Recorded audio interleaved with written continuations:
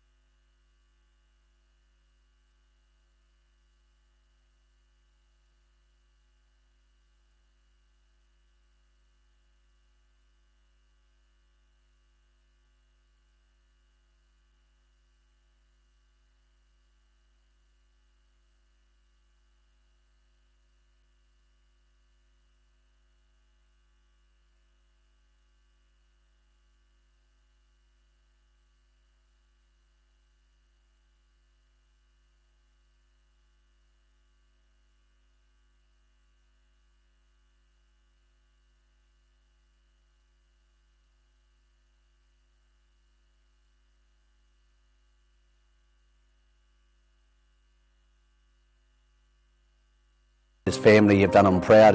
Loves his kids, loves his family, there they are. And JJ fell ill over the last week. There he is with his wife Jeanette, and passed away sadly in Christchurch last night. He'll be missed by a lot of people. I considered him a friend. That doesn't make me special, because so many people in racing did consider him a friend. And Grego, there's not many people you can say have a little bit of Jack O'Donnell about them. Larger than life, the big voice, the big personality, and always the big smile.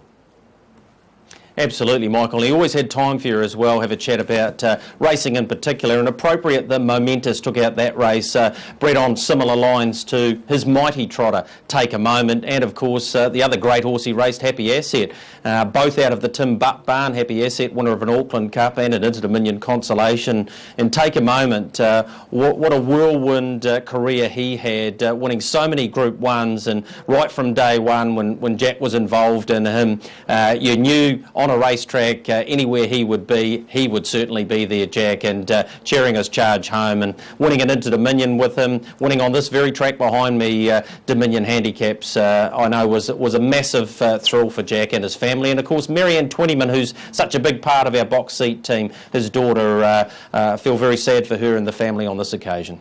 Sure do, Grego.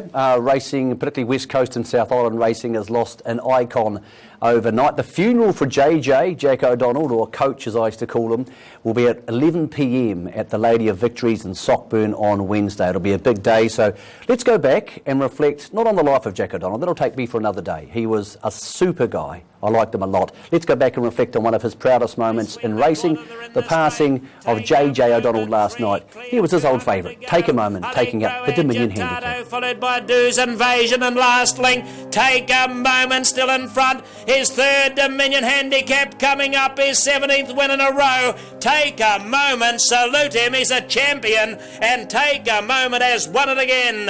And it's a brilliant performance, just too classy.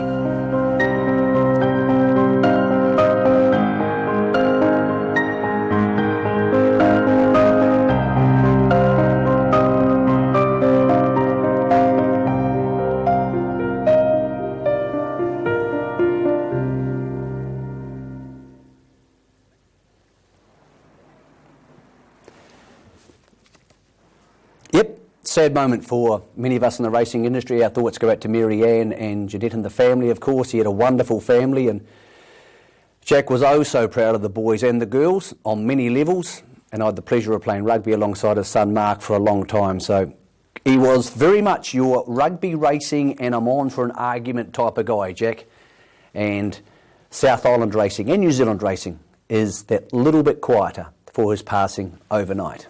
One thing I know about JJ though, he would enjoy the victories of every dog and every horse tonight because he's a man who loved to see other people enjoying their racing.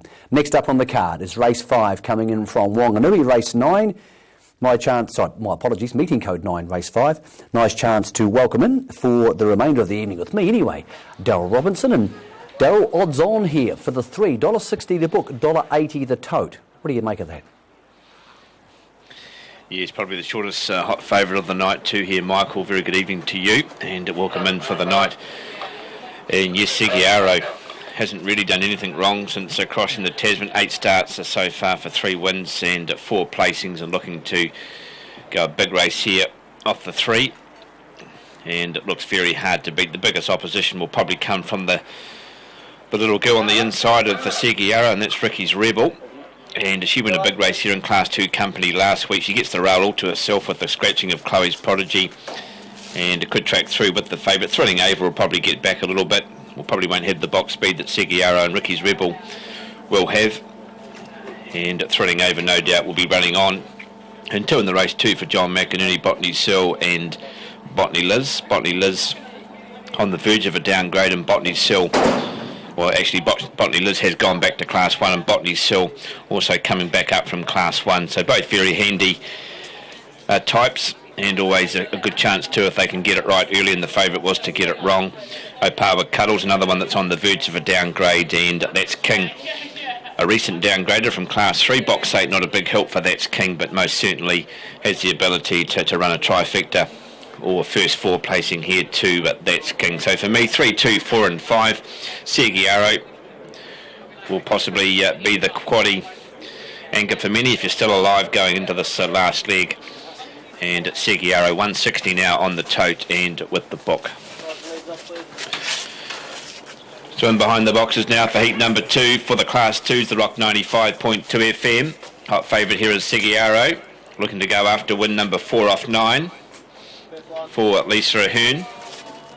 We'll lock away with Botany Sill and Botany Liz. Second line, Ricky's Rebel, Thrilling Ava, Opawa Cuddles, and That's King to the outside. Race 5 here at Hat-Trick, heat number 2 for the Class 2s. Hot favourite Seguiaro off the 3. Ready. And racing and taking a fly there. Thrilling Ava's jumped very well. We'll go straight to the front now from Ricky's Rebel. Your favourite was a bit slow, but is about to get a run up through the centre. Going ahead of them now, Botany Sill out wide here on the tractor. That's King. A couple back to Opawa Cuddles and Botany Liz. They charge down the back. Botany Sill gets to the leader, but here comes Seguiaro after that slow beginning, looking to get underneath Botany Sill. Break back in the field to Thrilling Ava, looking to pick up again. Back here we go to Ricky's Rebel on crossing there too, but That's King. Also back there is Botany Liz. They go for home. Seguiaro found the lead and clears away to beat Botany Sill. Thrilling Ava. Then we go here to Ricky's Rebel, and back on crossing there too, but That's King, and towards the tail Botany Liz and Opawa Cuddles. Didn't get the jump. but it didn't matter. Got the lovely run through the centre going into the first corner, got to the inside going into the back straight, and only had to get past Botany Sill, who took advantage on that first corner and set them up in front. But no match for the favourite, 3, 5, 4 and 2 will be the numbers across the line here in heat number 2. Thrilling Ava. Well, I did say she probably wouldn't show the box speed that Ricky's Rebel and Seguiaro will show, but it was the opposite. Thrilling Ava found herself in front of the winning post the first time, and will end up in third place here. Thrilling Ava, 3, 5, 4 and 2. They've run 30.40, and the run home here 11.50. So there's heat number 2 there. Michael takes us on to race number 6, the Wanganui Chronicle for the Class 2 and 3 sprinters, and we'll have you back just prior to 6:45 to get the triple trio underway. Yeah, thank you, Daryl. Favourite home, that's career start number 9, win number 4, Lisa Ahern, career win, God knows how many thousand. On to Alexandra Park for the second on the card there. This is the Encompass Golden Girl Northern Series final for the sprinting mares, and Charleston Bell won the heat and dominates the final. $1.80 as I join for the first time in quite some time. My good friend Craig DeWale Thompson. Hello, big man. Good to be joining you again. And look, I thought that Charleston Bell, while she had those problems over the winter and is clearly over them now, Craig, I thought $1.80 was short enough. It is, Michael, because it is quite a strong front row. And a very good evening to you. I haven't caught up with you since you've come back from your sojourns across the world. You've been everywhere, mate. So great to have you back in the country, and looking forward to catching up with you very, very shortly. Yes, Charleston Bell's drawn at barrier 6. Very quick front line here, Michael. Culinary Delight, very quick off the gate from barrier number 2. I expect her to lead here. She's not going to get across them, Charleston Bell, easily, because it's only 1,700 metres, short run to the first bend. Can she win this race? Absolutely, but I do like the price around runner number 2 here at the $5 on the tote, around about $4.80 on the book, Michael. I thought her run last week was good. I think she's an improver, and I caught up with her trainer earlier in the night, Robert Dunn. This is what he had to say. Thanks for your time, Robert. You've got a huge team in tonight. First of all, congratulations, 103 winners for the season, with Franco Cristiano just winning at Addington. That equals your best total. It does, Craig. Yeah, I'm thrilled with that, because super owners are Newmans. They've got 2 racing here tonight in Alexandra Park. In fact, Bite the Bullet's owned by virtually the same owners that own Franco Cristiano. And he's a lovely horse in the making. He's a Sire Stakes horse. He's a Derby horse in the making. So we're thrilled, and especially thrilled for Sam Motley. Super performance, having to sit parked out. Let's get through them tonight. We'll start in race number 2 with Culinary Delight. I thought good last week. Comes up with a better draw tonight at barrier number 2, and we know her gate speed. Yeah, we do. Look, last week we sort of took a trail, because she was short of a gallop, really, and she'd come off being a bit sick, Craig, and I said to Johnny, like, the best thing is to take a trail, and it was good for Jim's mare to bounce back, and I think she's the hardest to beat again. I'm going to talk to Johnny about it, but I like to see her in front tonight. It's only 1,700 and it's the final, and she's got super gate speed, and that run in the belt will sort of improve her. And I think, not saying it's a 2-horse race, but I think she's going to give Jim's horse a good run for her money. Pretty confident, Robert Dunn. He's got a big team in tonight. I said, listen, a lot of these are going to be played in before each race. Your best of the night tonight, he said, Bite the Bullet and Miss Daisy. Clearly the top 2. This one would rank 3rd, Culinary Delight. 480, 170, barrier 2 going forward. Big advantage here over the 1,700 metres. I put her in 2nd behind the horse on screen at the moment, Charleston Bell. She went through a flat spot, as Michael mentioned, probably for around about 6 to 8 weeks, and probably accumulating half a dozen starts. Back on form last start. Strong front-running performance. Found the front, was gifted it, and got away with soft sectionals mid-stages. With a mare like this, when she does that, she's very hard to beat. I think it's a little bit different tonight, because I've got the opinion from the Dunn team that Culinary Delight will be staying in front, so that's going to make it tough for her at $1.80. I thought Liberty Sticks, if they get into a war, she will get over the top of them, like she did 2 starts ago, where she beat Charleston Bell, rating a 157 mile. She's a good sit-sprint mare, and she capitalises on a hot tempo. This one for the 3-putt syndicate, trained by Tony. Barrier 7, not easy, but she never goes forwards in the races. She's always sitting back for one run, and she'll do that from the draw. And I thought Sahara Zone is probably in the same category. You've got to drive a sit-sprint, 1 run. If she lobs 1 or 3 back on the outside, you know she'll get home strongly. So for me, not much between 6 and 2, 7 and 4 for your first fours. Of course, the Drivers' Challenge is open at the moment. John Dunn at 2:30. He's got some really good book of drives, John. Of course, later on he drives Bite the Bullet. He's got, obviously, Miss Daisy. He's got Culinary Delight here. Strong book, as has Tony Hurley, who is around about that $2 quote in the Drivers' Challenge as well. So very little between these two. Market and Drives, both strong books tonight. John Dunn and Tony Hurley. Aaron White, has it come to you just on start time for race number 2 tonight? Golden Girls Series. Good series this, 1,700 metres. They'll probably go around about a 157 mile rate, I expect here. Yeah, they'll go quick, that's for sure. I've gone the way of Charleston Bell. She runs for a performance incentive bonus tonight. She was the second heat winner of this series. I thought Culinary Delight was very good when runner-up to her. Liberty Sticks well in the mix. She was the first heat winner of the series. She'll be hitting the line attractively. And the For Sahara Zona close up in third behind Liberty Sticks and Charleston Bell in the first heat of the series. 6, 2, 7 and 4 for me, Craig, and a big happy birthday out to Bill Hickey too. He celebrated it with us last night at Cambridge. Let's hope he can get a birthday present here with Charleston Bell. Compass Golden Girls Northern Series final over the 1,700 metres. Starter Frankie Phelan. Taking the 7 mares to dispatch, just about there in Compass Golden Girls Northern Series final underway. Culinary Delight and Nicole Viatisova, they explode off the gate together. Nicole Viatisova driven very hard to try and get across Culinary Delight. Looks like John might hand up here. They're followed by You Better You Bet, and then came Shards Phoenix around Sahara Zona. Charleston Bell, Liberty Sticks stay out of the early rush. 5.8 was the lead time as they sweep across the showgrounds turn, and Nicole Viatisova. Jabbernathi wanted the lead and finds it. Culinary Delight now trails, coming forward Shards Phoenix around Sahara Zona. You Better You Bet the inside. Charleston Bell comes forward out 3, and Liberty Sticks and the Iceman back last. 29 and 5 the opening quarter as they work down to the judge in the Encompass Golden Girls Northern Series final. And Nicole Viatisova at the bell leads a length and a quarter, moving up. Charleston Bell on the outside for Jimmy Stormont to sit second and parked. Culinary Delight, that lovely drag in the trail for John Dunn. In the 1-1 now is Shards Phoenix around You Better You Bet and Todd McFarlane. There followed Sahara Zona, Philip Butcher. And still back last is Liberty Stick, second quarter, 31 and 1. Nicole Viatisova into the back, a length and a half over Charleston Bell and Culinary Delight running together second and third. In the 1-1 is Shards Phoenix and Brent Mangos back on the inside. You Better You Bet, then Sahara Zona and the Iceman with an ice cool drive on. Liberty Sticks back last and 7 lengths off our leader. 500 to go. Nicole Viatisova off the back. Charleston Bell chases her hard now, then Culinary Delight waiting the passing lane. Shards Phoenix, Liberty Sticks around runners back straight quarter. 29.7 Sahara Zona. You Better You Bet, they come to the corner. Charleston Bell takes over. Nicole Viatisova, Culinary Delight. Here's Liberty Sticks on the scene quickly. Sahara Zona down the outside. Charleston Bell, Liberty Sticks comes to her inside. Sahara Zona, Culinary Delight up the inner. Charleston Bell, Liberty Sticks really comes hard now. Charleston Bell, Liberty Sticks, Sahara Zona. Charleston Bell, happy birthday, Bill. There's your birthday present. Second over Sahara Zona, I think, just in front of Liberty Sticks and Culinary Delight. Then Shards Phoenix further back in the field. You Better You Bet. And the last, Nicole Viatisova, 2:04 the time. Home in 27.7. 57.5 was the last half.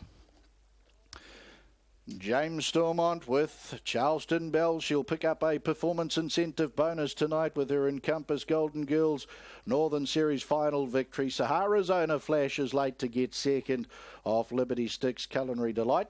And Shards Phoenix, it was a good race with just the 7 mares, but the favourite will come out on top, Charleston Bell, and give owner Bill Hickey a beautiful birthday present for his birthday yesterday.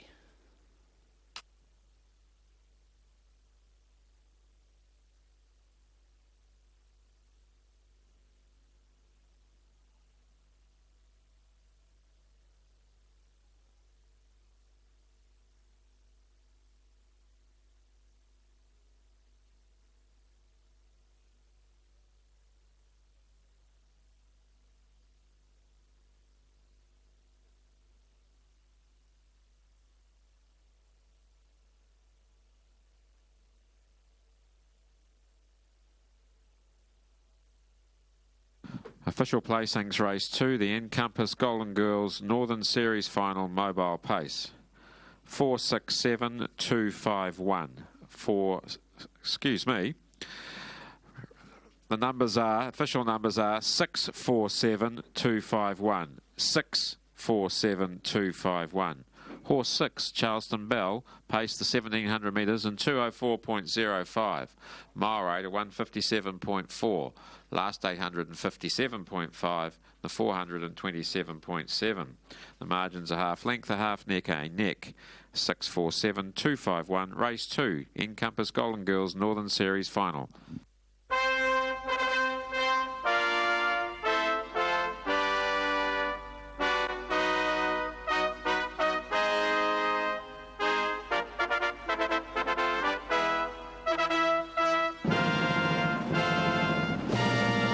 Fanfare plays out for the performance incentive bonus struck by birthday boy Bill Hickey.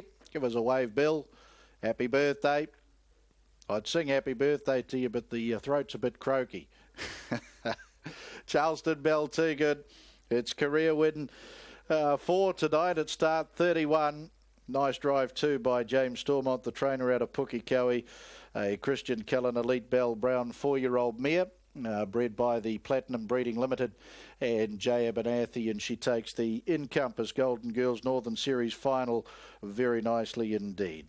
Suresh Nagaya down there, part of the victory celebrations with Encompass. Gordon Robertson, steward of the Auckland Trotting Club, in attendance. For Sahara Arizona, Arizona, Sahara Starlight Bay 4-year-old mare for second, race by S.L. Taylor, W.L. Wilson, Taylor Farming Limited. Mazelli standing along with P.A. Rasmussen, M.L. Barnes and J.A.S. Lancaster. Mike Berger trained at Cambridge, Philip Butcher. Liberty Sticks, number 7 for third. Washington V.C., Star of Liberty, Brown 4-year-old mare for the 3-putt number 2 syndicate.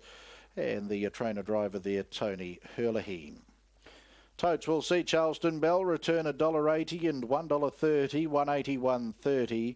For Sahara Arizona, $3.10, $3.10, and no third for Liberty Sticks. The Quinella returns $6.10, $6.10. Trifecta $24.30, $24.30. And the first 4 at $47.70, $47.70. The first double on the program, 3 and 6, the 2 favourites, $3.60, $3.60, 3 and 4, your concession at $6.50.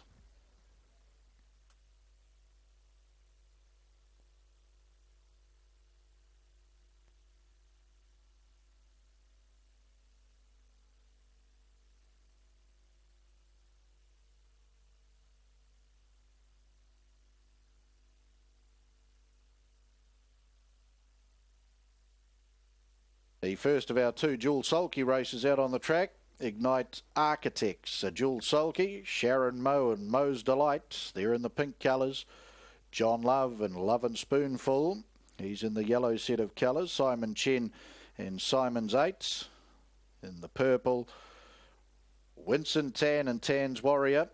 They're in the blue set of colours. And Matt Tolhurst and Matt's Marauder. They'll be in the red set of colours for the Ignite Architects Jewel Sulky race. This is one way to get the pulse racing here at Alexandra Park with friends and clients. Send them out in a Jewel Sulky event with our professional drivers, and it's all fun and smiles and great action to be right out there as the professionals. On that basis alone, and the form so far at Addington Raceway, very, very competitive tonight. Yeah, well, hopefully, Greg, I think just a wee bit of a drop in class should help him. He's been doing everything right, but he just hasn't quite been finding the lines, so perhaps a drop in class will sort of put him right there. All right. Appreciate your time as always, and really appreciate you coming up here to Canterbury as well. I know those colours have been well sought after by the punters over the years, and they will be tonight as well. Oh, it's my pleasure, Greg. Yeah, cheers. Yeah, Brendan McClellan and a couple of those ladies that he's bought here in the past. Of course, Shania Patron took out an Oaks in the early 2000s, and it's Ella. And she won a Breeders at Group 1 level and a couple of Premier Mares too, so championships here at Addington Raceway. So great to have Snow McClellan and his team here. 10,000 a place on the Tisbury Terror at $1.85. Biggest bet in race number 3. Come to Mark McNamara for his thoughts around this. I thought it would be a battle between Wick and Tactate. I actually leant towards Tactate to turn the tables in this one tonight, Mark. Same too for me, Greg. Went 5 to beat 6. I just thought he was too good Wick last week, so we'll stick with him. 5, 6, 7, 2 coming up for the third race. And late scratching. Race 9, number 11, Franco, Texas comes out. Race 9, number 11, Franco, Texas, a late scratching. So Mr. Handelman drawn the inside. Snow McLennan wears the black cap, Sam Motley the white cap on the stablemate Wick. Sam looking for an early double. Oded Jack is ready. Bold Ruler set with Tactate and the Tisbury Terror. Lucy Flight and Billy the Bus. Third at the Met. South of the Waitaki, heat 4. Geez, Wick's on the gate. Green light, they're racing. And Wick easily the best away. Crosses over in front of Bold Ruler. Billy the Bus out wide, getting forward 2 from Mr. Handelman and Oded Jacker. Next is Tactate from the Tisbury Terror and taken back to last, Elusive Flight at the first turn. And the leader is Wick. Race favourite out by 2 lengths on the trailing Bold Ruler. A length away third is Billy the Bus and 3 back the inside, Mr. Handelman. Half a length away is Oded Jacker and the speed not quick. Next is Tactate from Elusive Flight, who goes to the pylons, and the Tisbury Terror is last. 24 the lead time, but they were really backing that speed up by the time they reached the mile peg. And Wick leads the way. Sam Motley looking for an early double, and she has Wick out by 1.5 lengths. Bold Ruler trails second and parked up Billy the Bus. 3 back the inside is Mr. Handelman. Then came Oded Jacker. Next is Elusive Flight from Tactate, and 1.5 lengths away last of all is the Tisbury Terror. 1 circuit to go, and the leader is still Wick. Having a charmed run in the van, out by 1 length over Billy the Bus in the opening quarters, 32.3. Leaders back running third is Bold Ruler and Oded Jacker, 1 by 1. 3 back the inside, Mr. Handelman from Tactate, Elusive Flight and the Tisbury Terrors last. Inside the 950 metre mark they go at that corner to the back. And the leader remains Wick. As it has been from the green light, the margin's a length over Billy the Bus, and pulling treble in the trail is Bold Ruler. A length away next is Oded Jacker from Mr. Handelman. 3 back the pegs, then Tactate. 4 back the markers, Elusive Flight and the Tisbury Terrors, their head away last. The leader is Wick, still doing it well within itself as it paces midway between bends. The second quarter, 31.8, 64, 1.5. Billy the Bus is 1.5 lengths away. Bold Ruler is continuing to over-race in the trail from Oded Jacker. Mr. Handelman next on the inside from Tactate, Elusive Flight and the Tisbury Terror. 400 metres to go. Wick leads the way. 1.5 lengths, Bold Ruler. Billy the Bus hard driven third. 3 wide Oded Jacker is bringing Tactate forward from Mr. Handelman. And then came the Tisbury Terror. Third quarter, 29.2. And Wick leads for home. Bold Ruler gets the inside run. Out wide at Tactate, zipping into third spot. Leader is Wick, margin 3 lengths. Tactate's gone to second from Billy the Bus and the Tisbury Terror. It's Wick, though, rated beautifully in front. And an early double for Sam Motley. Wick too good, has beaten Tactate. Bold Ruler kept kicking to run third. And fourth, the Tisbury Terror, just in front of Billy the Bus, I think. And then came Mr. Handelman, Elusive Flight, and Oded Jacker as the last one in. 64 the first half. Thanks very much for coming. 5 Wick is going to pay 170 and 110. 6 Tactate, 120. Bold Ruler kept kicking number 3 at $2.60. Didn't like the slow tempo. Wanted to over-race badly. Last quarter, 28.3, 21.6 for the last mile. It's been a pretty swift last half, but it was a very comfortable 64 and change first half for Wick, who did a stack of work last week and was too good tonight. Wouldn't have known himself with the run he got in front. Has beaten Tactate, Bold Ruler third, and the Tisbury Terror will run into fourth, but that was just so easy for Wick there, Greg. Yeah, heat number 4 of the series was over, about a lap out, no pressure whatsoever. Billy the Bus, he's been pressing on, grabbing the lead and trying to run them into the deck. He didn't get that opportunity because this horse is in front, and Gerard O'Reilly decided to sit on him and see if he'd finish the race off better. The answer to that was no, and if you're on Wick, you were never in doubt. By Pan Pacific Flight out of On the Double, win number 3, start number 8, 2 from its last 2 starts and bolts in here, and Sam Motley grabs a double, as you mentioned, Mark, trained by Brendan McClellan, and he's really growing up, this guy. Pan Pacific Flight doing a good job, isn't he, as a sire. Here's the judge's call to confirm the third. The winner is 5 Wick, second 6 Tactate, and third 3 Bold Ruler. Fourth has gone to 7 the Tisbury Terror, from 9 Billy the Bus, and 2 Mr. Handleman. 5, 6, 3, 7, 9, 2. The margin's 1.5 lengths, 2 lengths, a long neck, half a neck. The winner's time was 2:25.5, a mile rate of 2 minutes exactly.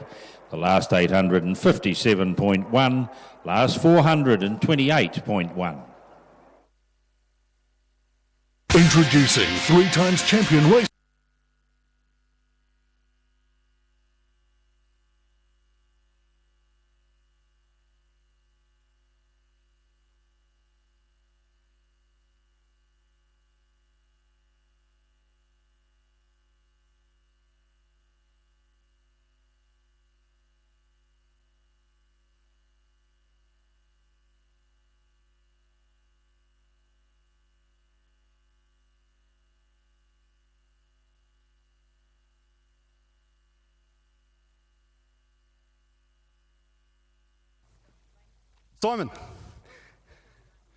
Simon, how are you? You happy with your drive tonight? 5th out of 5. Need a translator? Can you ask Simon what did he think of that? Very good. And whereabouts are you from, Simon, originally? 你在哪里来？从哪里来的？广州。China, Guangzhou. And how's the trotting over there at the moment? Is it going good? Charlie? OK， 刚才觉得怎么样？感觉得非常好，非常美妙。Exciting. And you were excited? You enjoyed this? 那个有没有就是很享受这个过程 OK， 非常。Good. Thank you for coming, and hopefully we'll see you here again soon. Cheers. 谢谢。Thank you. Winston, well done. 4th of 5.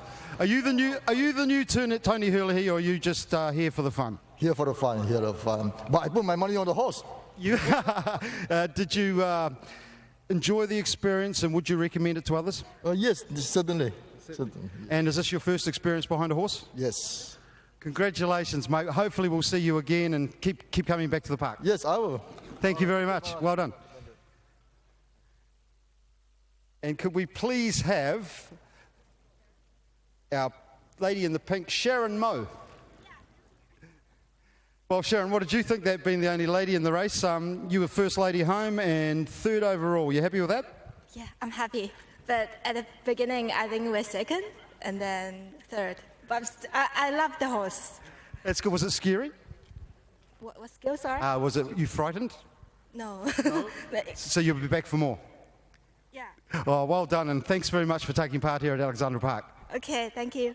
Yep. Okay, now, people, this is the one we've been waiting for. This is Matt Tolhurst. He's a winner.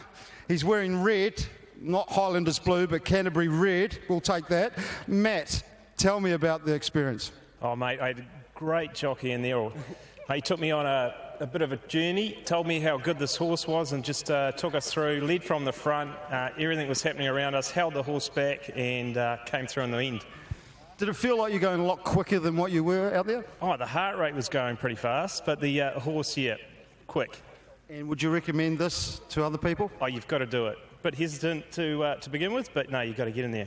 And you'd obviously have a little bit more respect for our drivers now. Oh, absolutely. Good guy too. Great man riding us. That's Scott Phelan. He's one of our best, and he always bags the win. He's not bad at tennis, and he's not bad at the dual sulky. So congratulations, and we hope we'll see you get back again. Thanks very much. It's really good, and that's our 5 drivers. We'll be back for more driving after the 3rd event. It's Dwayne Ranger here at Alexandra Park. And picked up that Class 2 win, coming up in grade, but no doubt will work her way through the grades at Miss Mohawk, and she's looking to scout around the outside, and she's also good value with the book here at $5, currently joint tote favourite with Homebush Ramona. So 5, 3, 2 and 8, just going for the downgraders and the last start winners. Nero, another one that's sort of interesting here. Nero has been mixing up the distances so far in his career. He once again sprints up. Boxes 8, 5 and 8 and into box 4, so it doesn't really get a lot better. He will be looking forward to getting back down to box 1 where he's got a tremendous record, but today it's box 4. And another one that's recently come up in grade. Took that full 2 starts ago, but Bill Hodson has sort of given me the all clear that Nero's all good after that fall, and hopefully we can see him bounce back to some sort of form here tonight, Nero, And once again, some good value on the total, $11. Sevens with the book. Legerdemain also returns to the racetrack. First run since the 17th of April. Here for Lisa Ahern. Has a very tidy record so far and comes back for her next campaign. And she's a 6-race winner of 29 and more than capable. Has to be kept safe for sure. $7 there, 8 tens and $2.50. Corborn Sarah is another one that's got a bit of a chance here too. And has downgraded back to Class 2, but gets the bonus run in Class 3 before heading down to Class 2. And another one that really hasn't been too far away, but she's going to need some luck. Her Box 7 record is very sound. She's picked up 2 wins from 5 starts and 2 placings. And another one that adds to the puzzle. And the other one we haven't talked about is Big Fat Gypsy. Off the inside for Melissa Olden. Box 1 form not overly flash, but Box 2's okay, Box 3's okay. And another one that did have a bit of bad luck 2 starts ago. And prior to that, went a very good race in Class 2 and 3 company from Box 4. So we'll see how it pans out. Race 6, Wanganui Chronicle for the Class 2 and 3s. Favoured out wide, Miss Mohawk on the tote. And now with the book at $4.80 for Penny Denby. All locked away for the 6. First leg of Triple Trio. Good luck if you've had a Triple Trio here tonight at Hat Trick. Bunny rolls for the 6. Ready. And racing out wide here, Legerdemain jumped out very well along with Big Fat Gypsy. Homebush Ramona looking to get into the race there from another cover. Scouting around the outside, Corborn Sarah and Miss Mohawk just in behind Nero. Copped a bit of a check and getting past that is Winfield Autumn. They go for home. Legerdemain Fresh Up's going to turn first to the outside. Big Fat Gypsy. Legerdemain, Big Fat Gypsy. Then we go to Homebush Ramona to 3rd. Then on crossing here to Corborn Sarah. Back here to Winfield Autumn. Out wide another cover. And back in the field to Miss Mohawk and Nero. Legerdemain Fresh Up. Strong training performance here for Lisa Ahern. First race since April. And has been too strong. And a good price too, around the $9 mark. And Fresh Up today has got home in a time of 17.86. 6 will hold out the 1 and 5. The 7 will be 4th. 17.86 that winning time, that run-up time 7.02, and the run home 10.84. Legerdemain start number 30 and gets that new campaign off to a nice start at a good price too, around that $9 mark, and gets home by half a length, just awaiting for the 2nd and 3rd margins to come back up here. But Legerdemain for Lisa Ahern, M. Watkins and Lloyd Clark. A half length, 2 3/4 by 3/4. By collision out of Allegro Vision takes out the first leg of Triple Trio. Good run by Big Fat Gypsy into 2nd for Melissa Olden, and Homebush Ramona on the downgrade will grab that 3rd placing. Race number 7 will get the place 6 underway. The Keenan Concrete for the Class 2 and 3 sprinters. And Manu Rama, my first selection off the inside with a very good Box 1 record. We'll get the doubles, trebles and place 6 underway here. Michael, race 7 hat-trick, and time to go at 7:15. Thank you, Darryl. The Box 6 stats were good, as of course is the track record for Legerdemain, but still a nice training performance. Fresh Up. Number 6 pays $8.93, beats the 1 Big Fat Gypsy $2.50, and 5 Homebush Ramona $2.20. Quinellas paid $38.20. Trifecta $458. First 4 $3,000 to $411.50. 716 jumps forward to the next. Doubles paid $8.40. Concessions paid $3.90. Treble $636, $80. Back at Alexandra Park, and Craig Thompson catching up with Kevin Smith, the racing manager. Some big news coming out of the park. Thanks for your time, Kev. News today coming through from the Auckland Trotting Club. We've got the Auckland Trotting Club accumulative incentive scheme that has been announced this afternoon. It's for horses, for trotters that have had 15 starts, for pacers that have 12, rolling through a 12-month period here at Alexandra Park. If they can get a win in that 12-month period, good stake money on offer for them. Yep, that's all that's required, Craig, is that one win in that 12-month rolling period.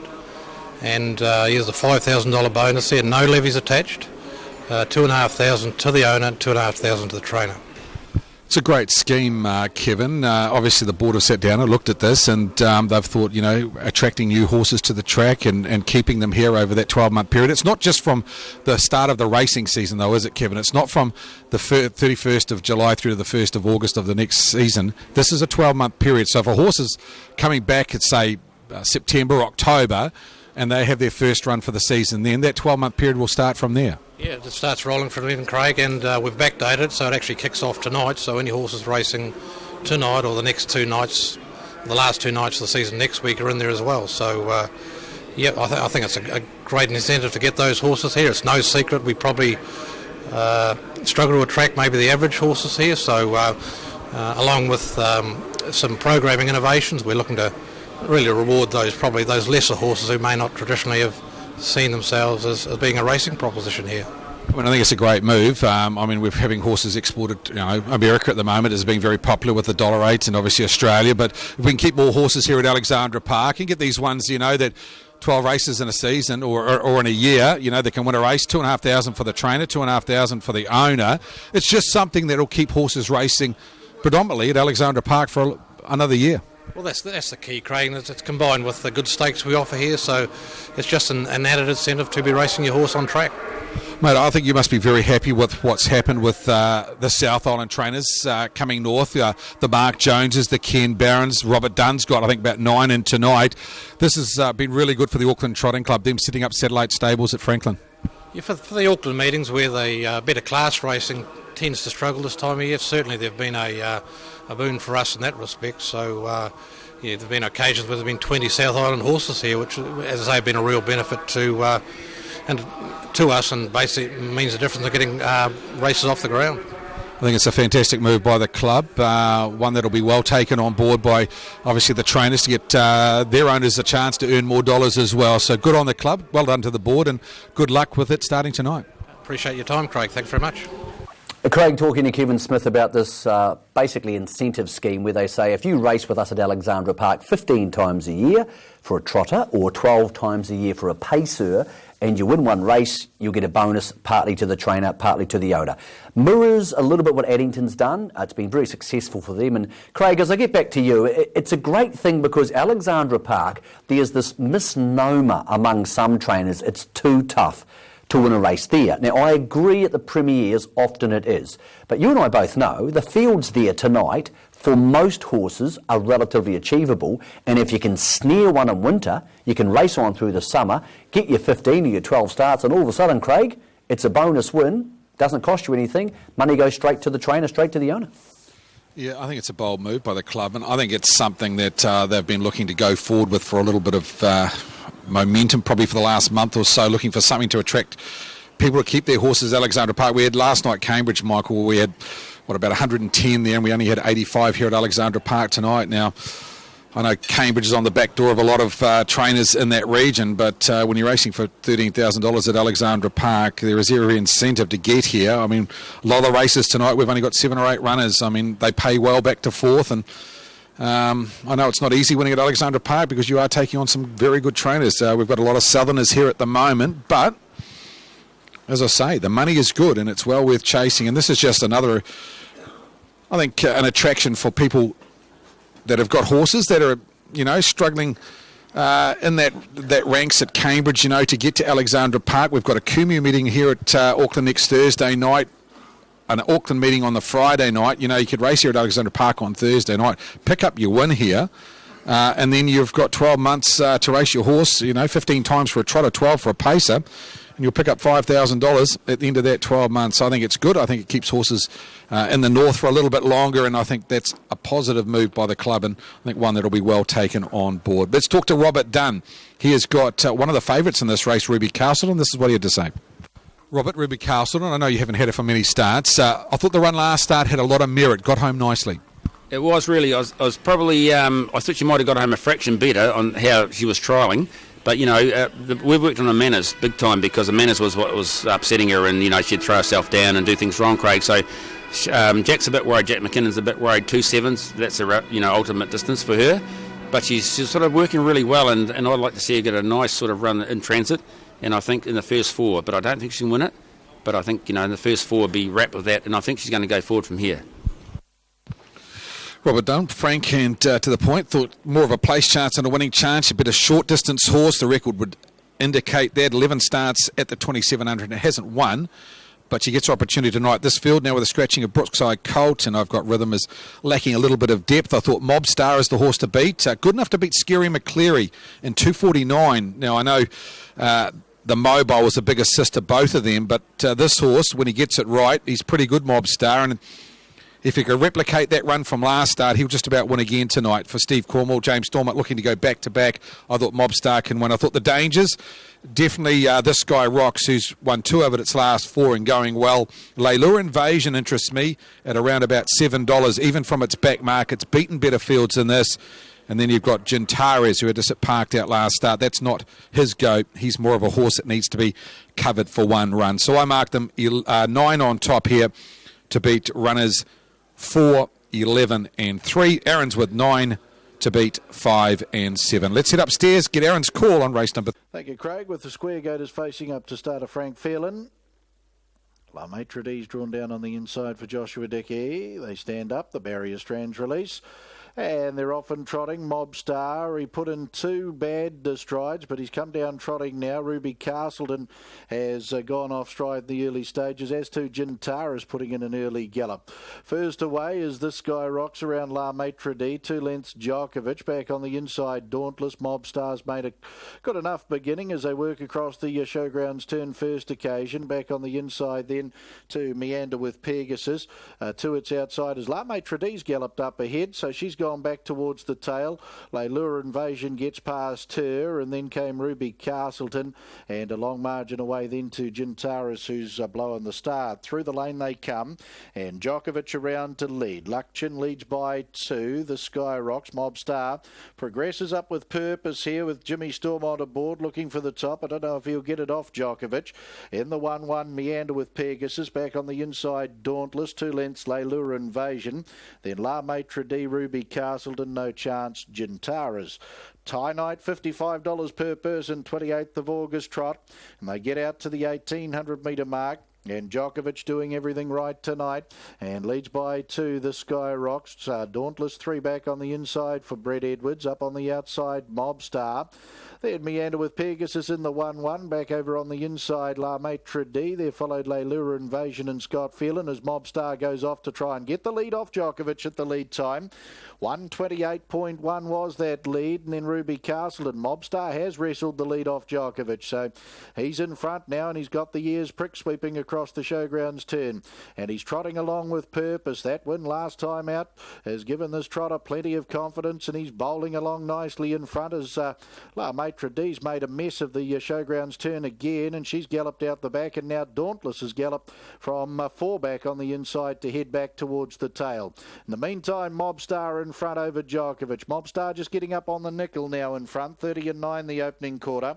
Meander with Pegasus and Jay Abernathy out park. Leilua Invasion 1-1. This Guy Rocks and Simon Lawson 3 back on the inside. Then Ruby Castle and Jack McKinnon. La Maitre D, she's back down and trotting. She'll get on to the back of Leilua Invasion and 5 or 6 lengths Dauntless and No Chance Gintares. Tie night, $55 per person, 28th of August trot, 800 left to go. Second quarter, 32.5 and Mob Star bolting in front. Over Djokovic, Meander with Pegasus, Leilua Invasion 1-1. This Guy Rocks has got a bit to offer, about to clear the pocket on the inside as Meander with Pegasus starts to weaken. Then Ruby Castleton, La Maitre D and Dauntless into the back straight coming up, 500 to go. Mob Star and Jimmy Stormont looking for a race-to-race double. And he's going along powerfully, the son of Sundon. 400 to go. What's that quarter down the back posted in? 30 seconds neat. Djokovic, Leilua Invasion comes up strongly. This Guy Rocks, La Maitre D, Dauntless and Ruby Castleton. Mob Star for home though. Over Djokovic, Leilua Invasion. This Guy Rocks, Mob Star a length and a half. Djokovic and Luckchin on the passing lane. Leilua Invasion, Mob Star, Djokovic the only danger. Mob Star 100 to go. Djokovic is coming strongly. Mob Mobstar. Oh, he's got all the confidence in the world now, this boy. He'll start advancing through the grades. Mobstar beats Djokovic, Leilua Invasion. This Sky Rocks Ruby Castleton, Dauntless La Maitre D. She's had an interesting night at the office, La Maitre D. She had something foul wrong with the Showgrounds turn tonight. Back in the field, Meander with Pegasus.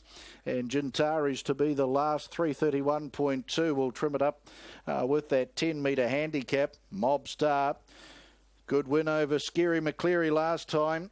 Boy, he's taken some confidence out of that win. He's always had a bit of trotting potential, this bloke. And he's starting to show it out on the track there too. Takes the tie night, $55 per person, 28th of August, handicap trot. And in pretty dominant fashion too over Djokovic and Luckchin. And for second, Leilua Invasion will pick up third. And the Sky Rocks to make up the first four.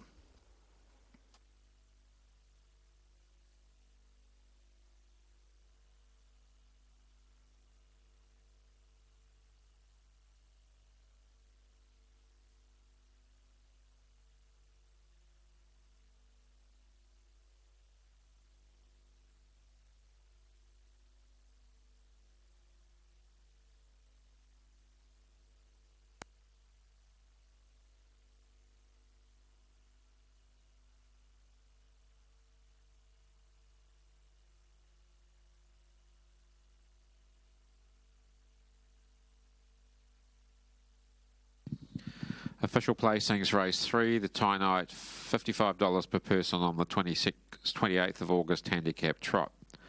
9, 7, 11, 4, 5, 2. 9, 7, 11, 4, 5, 2. Horse 9, Mobstar, trotted the 2,700 metres from a stand and a handicap and a net time of 330.4. Mile rate of 25.4. Last 859.7, the 429.6. The margins 1 3/4 lengths, 6 1/4 lengths, 1 3/4 lengths. 9, 7, 11, 4, 5, 2. Race 3. Tie night $55 per person on the 28th of August handicap trot. And on the confirmation of Judge Graham McLennan, Mobstar goes back to back, and he's gaining confidence all the time. The son of Sundon, he's a 6-year-old brown gelding out of Star of Perno, raced by breeders Mrs. E.J. Luke and D.J. Luke, along with trainer Steve Cornwall and wife Steph. And that's career win 3 at start 32 tonight. If he keeps going the way he's going, that certainly won't be the last time we see him in the victory circle here at Alexandra Park. Murray Goldsworthy was down there, part of the victory celebrations. Life member of the club here at Alexandra Park and also a steward of the club. And a Mobstar, too strong. James Stormont doing the driving. James gets a winning double. Steve Cornwall, the trainer there out of Pukekohe. 7 Djokovic to make it a Sundon Quinella, 4-year-old bay gelding out of Levinsky, raced by Dr. Alice Chin, Miss J.R. Anderson, C. Heberley and R.J. Eriksson. Luckchin, the trainer-driver out of Tamaheri. 11 Leilua Invasion, Armbro Invasion, 7-year-old bay mare out of Tesla Lure for third. K.R. McGrath and Mrs. M.A. Barker, the owners. Sean McCaffrey, the trainer out of Cambridge. And Scott Phelan. Totes in race 3. We'll see Mobstar return $2.60 and $1.60. $2.60, $1.60. 7 Djokovic at $1.60, $1.60, and 11 Leilua Invasion, $2.20, $2.20. Quinella $5.90, $5.90. Trifecta $45.50, $45.50. First 4 $150.60, $150.60. Early treble 369, $12.10, $12.10. If you want to have a crack in the Turbo Pick 6, we're 90 seconds away from the first leg, meeting code 20. The first leg coming in from Addington on our Intertrack service. So we're only about 90 seconds away from the first leg of Pick 6. If you're going to chase that, good luck.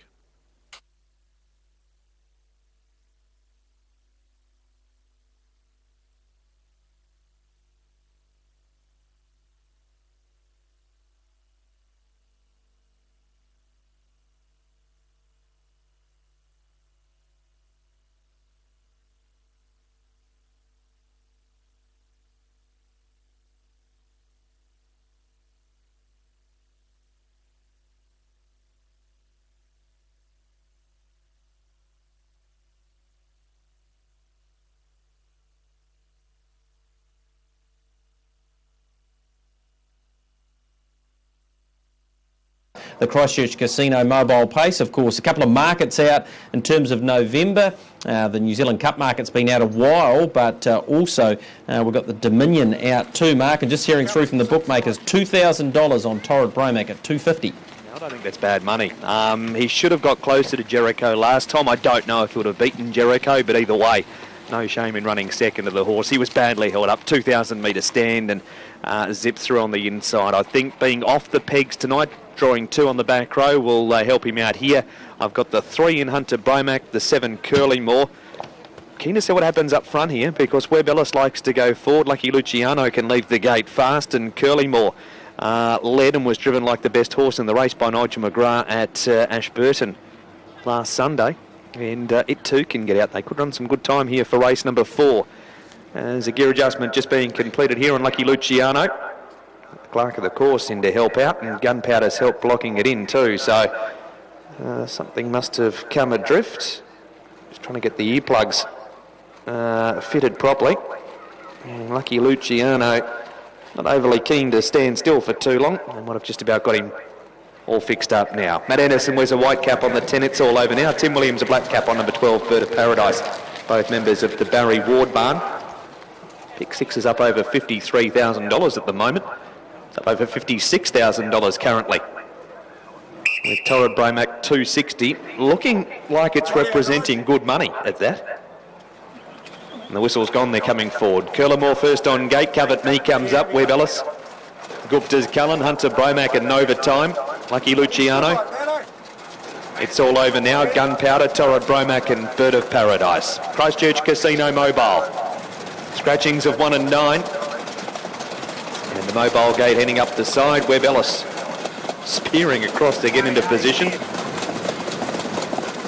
the favourite has Craig Thornley and Steve McRae combining. One at the far left beating Hangover, who we see later tonight in Jericho. Running second. Torrid Bromac did to that pace the last time. We'll see Jericho later on tonight too. 4th race. 1950. Some good fields, and this is one of them. Pick 60,000 at the moment. It's good money if you're involved. You need to be, because they're off. Nova Time, Hunter Bromac, Webb Ellis. Gee, there's some speed here. Lucky Luciano getting forward too from Gupta's Cullen. Next to the inside, it's all over now from Torrid Bromac, Bird of Paradise. Then Gunpowder, Curlymore and Covet Me's back to last, and the near side number plates come a cropper. Running down the side, Nova Time with the 8 of the inside was able to scoot through and hold them all out. Lucky Luciano went to second, and Hunter Bromac trails. Webb Ellis restrained to the 1-1. 3 back the inside, it's all over now from Gupta's Cullen, speed's good. Then Torrid Bromac, Bird of Paradise, Gunpowder.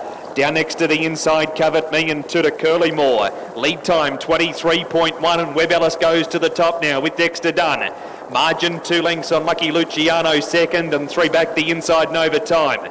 3 wide Gupta's Cullen, Torrid Bromac just booting up a bit in the middle to keep Gupta's Cullen 3 wide and working.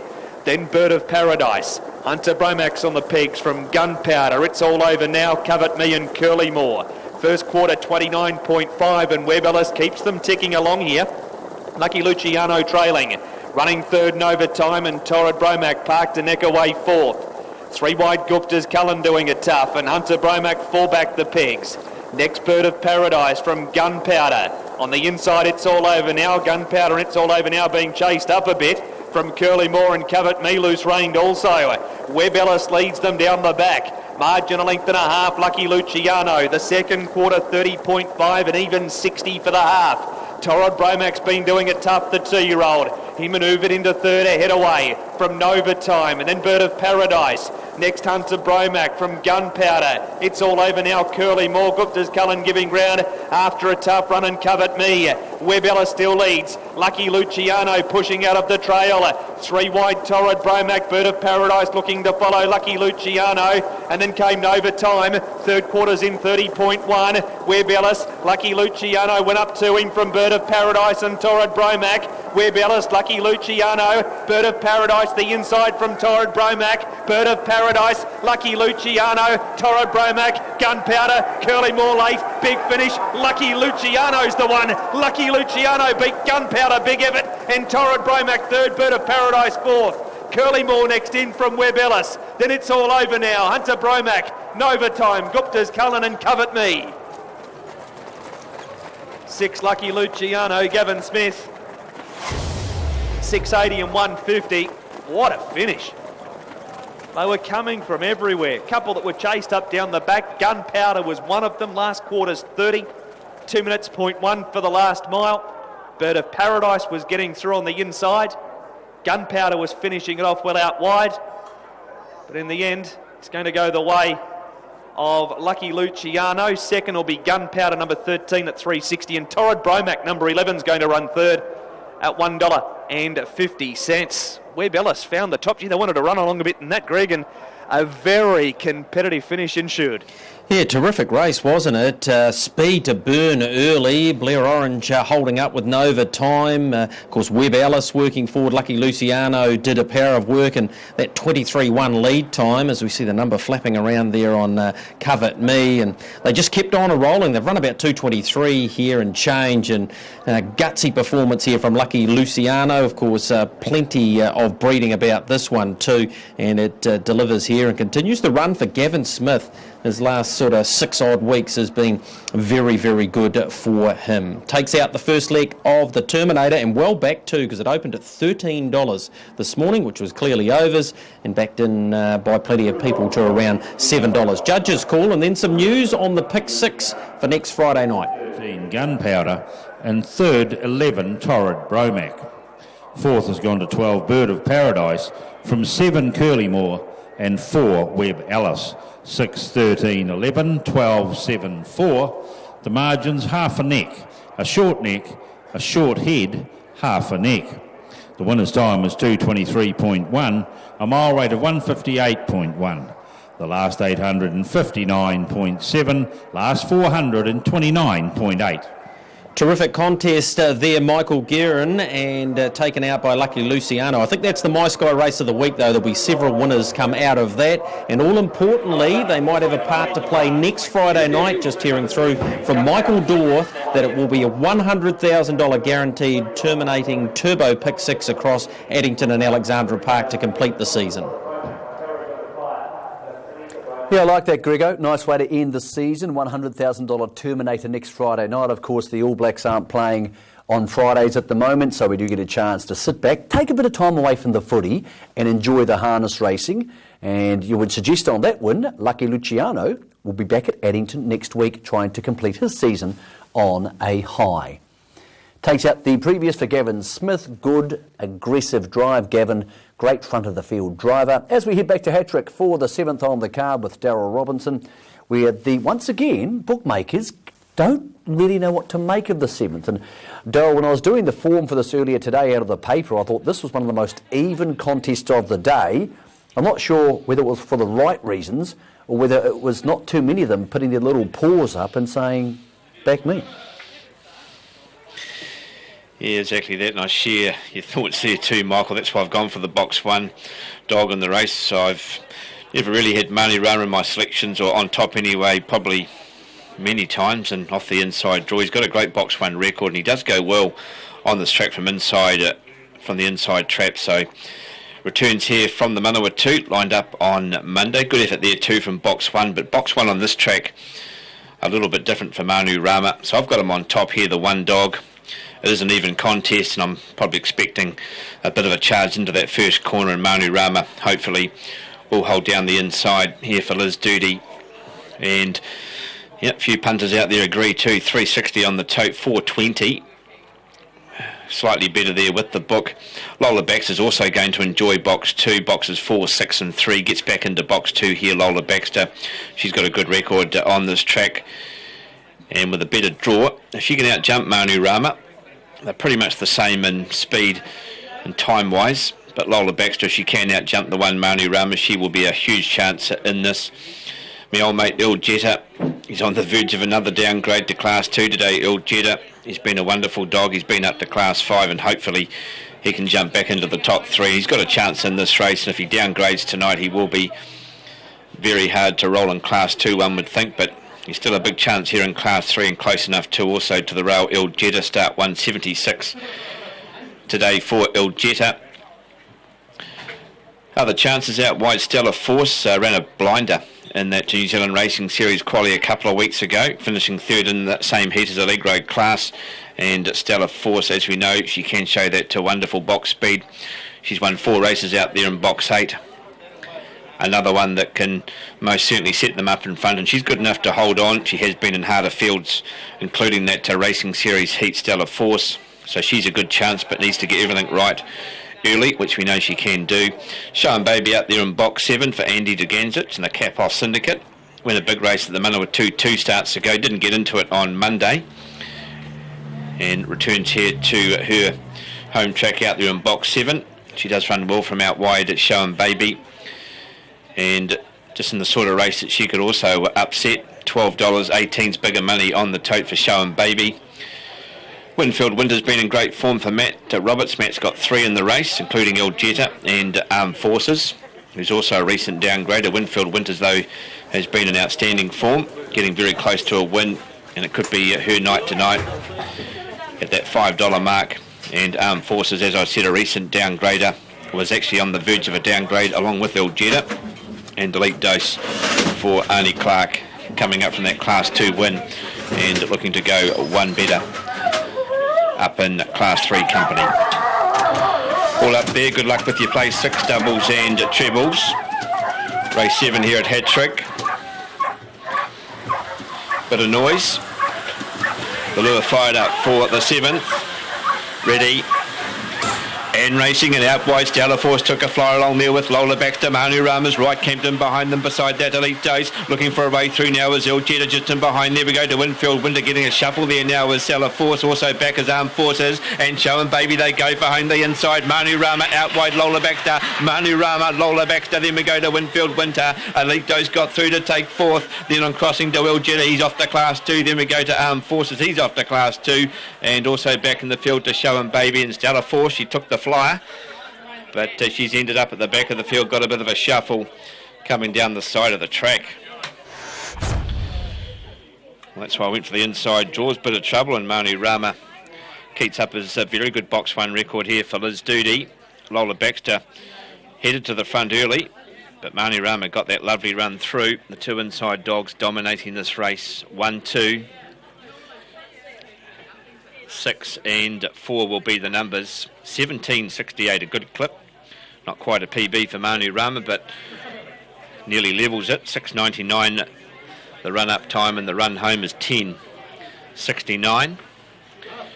And 1 3/4 by 1.5, just waiting for that third margin to appear.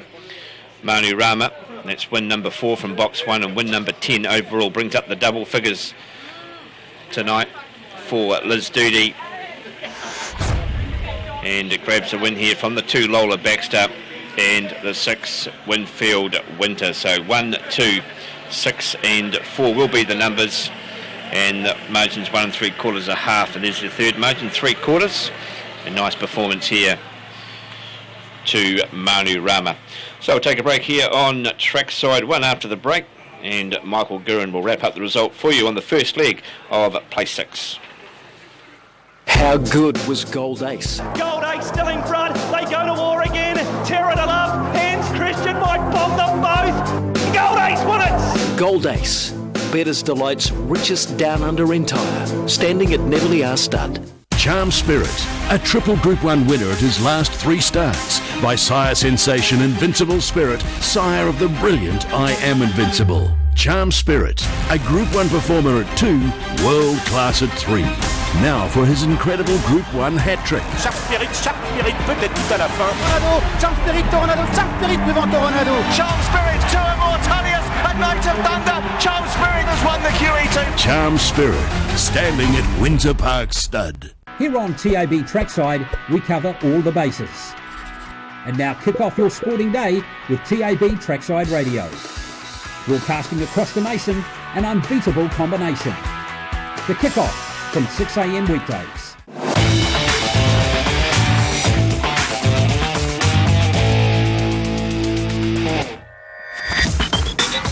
Confirming the 7th from Wanganui number 1 Manu Rama, $3.90, and 160 beats out 2 Lola Baxter, $2.70 and 6.5 Another placing for Winfield Winter, $1.40. Quinellas paid 10 even.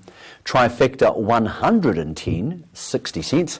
And the first four, 1, 2, 6 and 4, $411 and 60 cents. Heading back to Craig Thompson at Alexandra Park, and big man, I thought this was one of the better races of the night. There's horses here who, regardless of winter form, should be able to go on and win right through the summer. So how did you shape up, or how did you make of the fourth on the card? Quite keen on risk here from barrier number 2, Michael. Just quickly too, I want to say congratulations to you. I haven't caught up with you since you've come back on your engagement. Mate, I'm telling you, I thought it'd be headlines in the Herald, Bachelor out of the market. So haven't seen it yet, but I'm sure it's going to happen. Yeah, congratulations to you, mate. Thanks, big fella. It took me a while to get there. 45 years old, it took me a while to get there, big fella, but mate, if I can have a marriage as happy as you've got with the girl, I'll be very happy. So, yeah, Amanda's obviously moved over from Australia, and for those who don't know, I got engaged when I was away on holiday in Paris. So thanks, Greg, appreciate it. And, yeah, maybe this time next year I might be married. I might need some advice from you and Grego, because you both seem to be pretty happy. Well, I remember 10 years ago, Michael, when we used to go out now and then, and it was, I think, $1 million. Where's this going, Craig? $1 million to 1 on you getting married, mate. But I think you've done the right thing. She's a lovely woman, and yeah, I think it's going to be a good thing for you. And I'm very glad that it's happened, and we wish you very well in the future. Let's catch up with Robert Dunn. He is the trainer here of Defy the Odds, and also with the stablemate Miss Daisy. This is what he had to say. Robert, Defy the Odds was good first up. He's had a couple of runs since then. What have you made of them? Look, if you saw this race for nominations, you'd pull him out, but he's here for the duration because he's better Auckland way round than Addington, and the owners know that. And I've said to them right from the day, if we win a race early on, we wrap. We've done that, and from now on, it's sort of stick to the fence and try and give him confidence. He hits the knee quite hard, Craig, and he's not comfortable Addington way round. So tonight he'll be going to the fence, and he's outclassed in this race. This is a real strong race, but just to run home nice, and it will get weaker as time goes on here, and he'll be in his ultimate then. Miss Daisy's been wonderful for you since coming north. Another great win last start. Initially, when you look at the draw, won the second low, you're never happy, but she follows that one that gets off the gate, and what's in her advantage tonight is she's the only one on the second row as well. She is, and the horse, and actually went and watched that horse's Joe's Dreams races. She's got brilliant gate speed. So Daisy has too, but I'm not so sure on the second line. She tends to lift her head up, hates grit. She could get trapped a little bit with that, but if Johnny can sort of get her hard up and behind Joe's Dream all the way, coming up to the start, and buzz her out, because she has got quick gate speed herself and beautiful gated filly. I like to see Johnny go around Joe's Dream if you've got a bit of a space, because she's a great leader. She's trained super during the week, Craig, and a strong field, but I give her a real good chance tonight. So that's Robert Dunn. Robert Dunn with his thoughts on his two runners in this race. Miss Daisy, clearly the better of the two, won the second row, being great form in the north. We'll need a little bit of luck from there following out Joe's Dream, but she can get off the markers quickly here and may look to get on the back of Risk, who I think will go forward as well from barrier number 2. Hearing through from Sal at the racing desk, thanking him for his information tonight. 5,000 on Mobstar was a winning bet, and they are backing up again. 4,000 here on Risk. Race 4, number 2, 4,000 a win. The best back runner, and saying the favourites having a good night. The punters are having a good night at Alexandra Park tonight with 4 races and pretty much 4 favourites getting home in those 4 events. How do we analyse this race? We're going to make $1. I like 2 Risk. I think he's a progressive type by changeover. The changeovers need a little bit of time, but he's now a rising 4-year-old.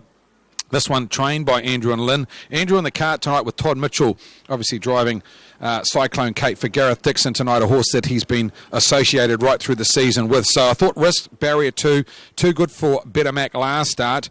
In front, maybe the same tactics tonight from that inside draw. Risk on front, Cyclone Kate the main danger. She's won nearly $100,000 this filly. Of course, the full to Cyclone Prince, who won 4. It's a good family.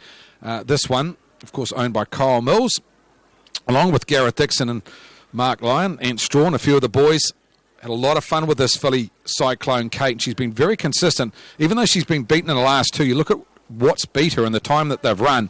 2:41, Miss Daisy, and last start, Unforgiving, who went on then to win its next start. So Cyclone Kate, got to have it in the mix. 9, Miss Daisy, for all the reasons we mentioned. And of the rest, I thought Pomeroy for Mark Jones, already driven a winner tonight. Mark, this one's done a good job in the north and beat 2.5 Tigers last start. Initially, you wouldn't say that's strong form, but last night, 2.5 Tigers pushed Better Spirits to a very short margin in the heat of the Breeders' Crown. So that form may be a little bit better than what it looked initially on paper. I marked them 2 on top, one of the better bets of the night to beat 9, 6 and also runner number 7. Aaron was with 2, 6 and 7 in race number 4. Aaron, as I come to you, he's a showy bloke, Risk, isn't he?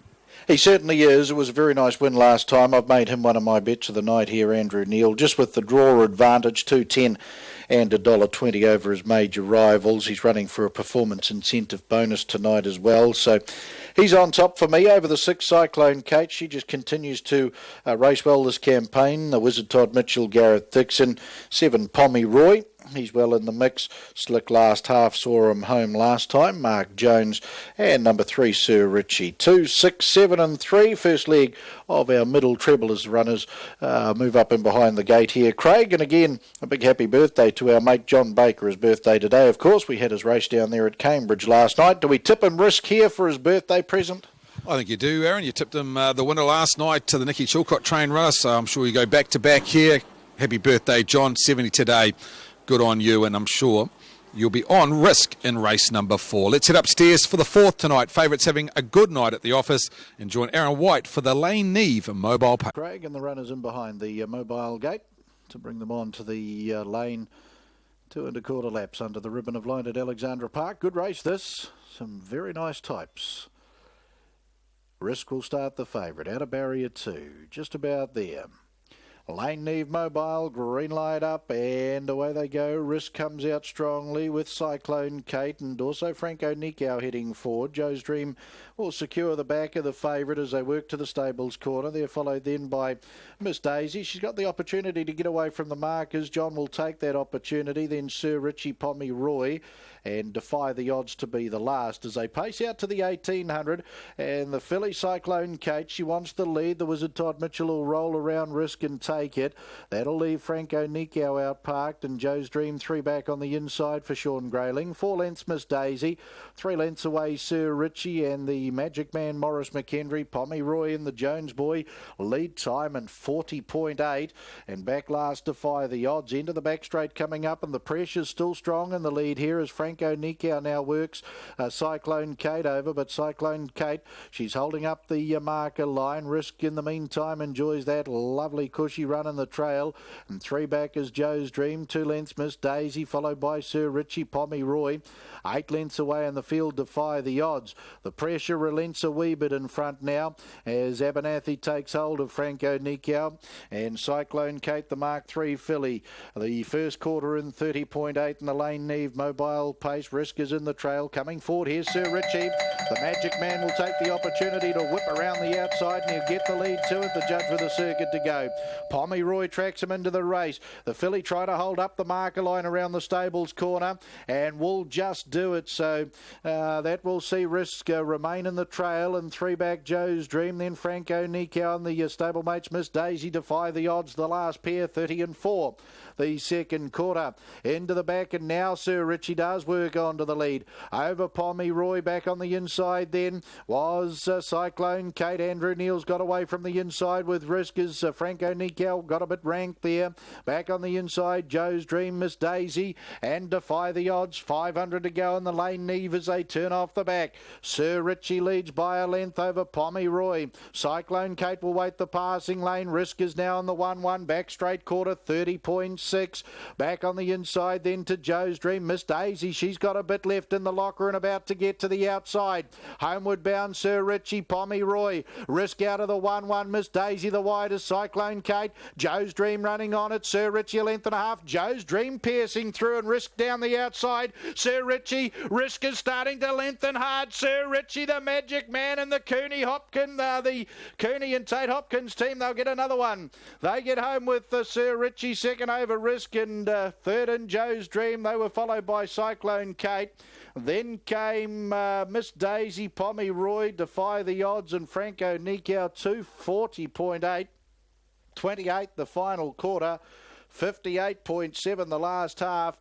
Beautiful Magic Man drive. Morris McHenry, the New Zealand Trotting Hall of Fame sponsored rangeman, will get home to beat out Risk, and then Joe's Dream may be maybe Miss Daisy up on the outside. Fourth, very tight there with the Cyclone Kate back on the inside. But the Magic Man, he got a couple last night, make it 3 last night with the Australasian Breeders' Crown Heat at Cambridge. And a couple of those wins were for Frank Cooney and Tate Hopkins. And Sir Richie will pick up a performance incentive bonus tonight too with this victory, the son of Christian Cullen.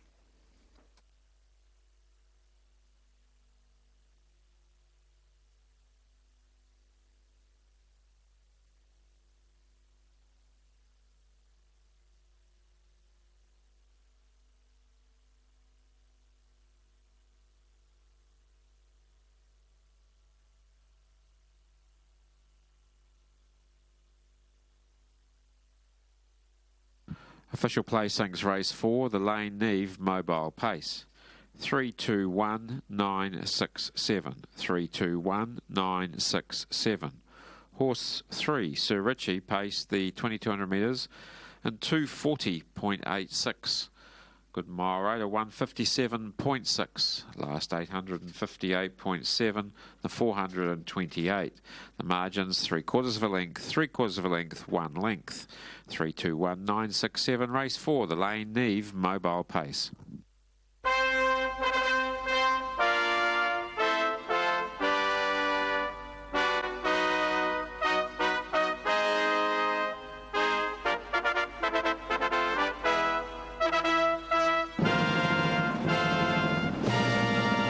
Fanfare indicating the performance incentive bonus struck by the connections of Sir Richie. They being TP Fleming and Mrs. J.E. Fleming. Congratulations to you. This Christian Cullen Bay 3-year-old gelding out of Wicklow Express, picking up his 3rd victory at start 9 tonight. Bred by B. Fleming. Frank Cooney, Tate Hopkins got a winning double on the program last night at Cambridge Raceway. They get one here tonight from the Taupaki base. And the Magic Man, Maurice McHenry, the New Zealand Trotting Hall of Fame sponsored rangeman, back at the head of the field. We welcome Michael Wolfe down there into the victory celebrations, along with steward of the Auckland Trotting Club in Roger Barnes. 2 risk for second. Changeover Brown, 3-year-old colt out of Crafty, raced by the Inans, GS and CM. Andrew Neil trained at Cambridge, Andrew Neil. And 1 Joe's Dream, Gotta Go Collect Bay, 3-year-old filly out of Maryland Bromack for Mrs. L. Grayling. JG, make that GJ Gooden, along with Mrs. J.A. Gooden. And Miss A.M. Kitty, Amanda Kitty, trained at Pookie. And Sean Grayling. Number 3, Sir Richie, returns 10.70 and 2.50, 10.70 and 2.50. 2 risk, $1.40, 1.40. And 1 Joe's Dream, $3.20, 3.20. Quinella, $10.40, 10.40. Trifecta, $163.40, 163.40. First 4, $1,559.60, $1,559.60. 9 and 3 in the double, $32.30, $32.30. 9 and 2 concession at $3 even, $3. Pick 6, second leg of the Turbo Terminator. And hopefully we'll have that update coming through very shortly with the trackside. In fact, that hasn't come through at this stage, so in fact, here it is now, 1,782.68, 1,782.68, 6 and 3 required in pick 6.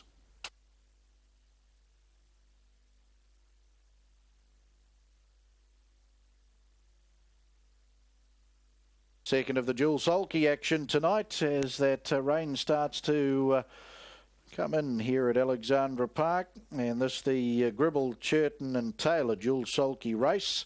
Should be a good contest. There's Michael Sprague and Carwell Kingfish, Carwai Kingfish in the purple. Patrick Foot and Fleetfoot in the green. Matt Taylor and Beetlebomb. See if they can beat Beetlebomb in the pink colours. Chris Swan and I'm Engaged in the yellow. And Richard Lawson for entertainment purposes only. And that's in the orange colours. Gribble, Churton, Taylor, dual sulky. Last week, head-to-head River Black, Northview Gambler. Well, One's drawn one in the back row, so Dexter will be getting out of there as soon as he possibly can, and River Black will be going forward and covering the ground. $2,000 on Roostar to win this one at a quote of $3. He currently is at $2.80. Woodley DJ second last time, got off the gate nicely from the 5 out of the 6 tonight. Should be able to cross them. Lottie Franco, it should be able to get out reasonably well. Mercado Royale, but none will lead quicker than Woodley DJ, and Katie Cox, you'd imagine, would hand up to Roostar, and that would give her best chance in the race. But racing very well for Tom Twytle is Woodley DJ.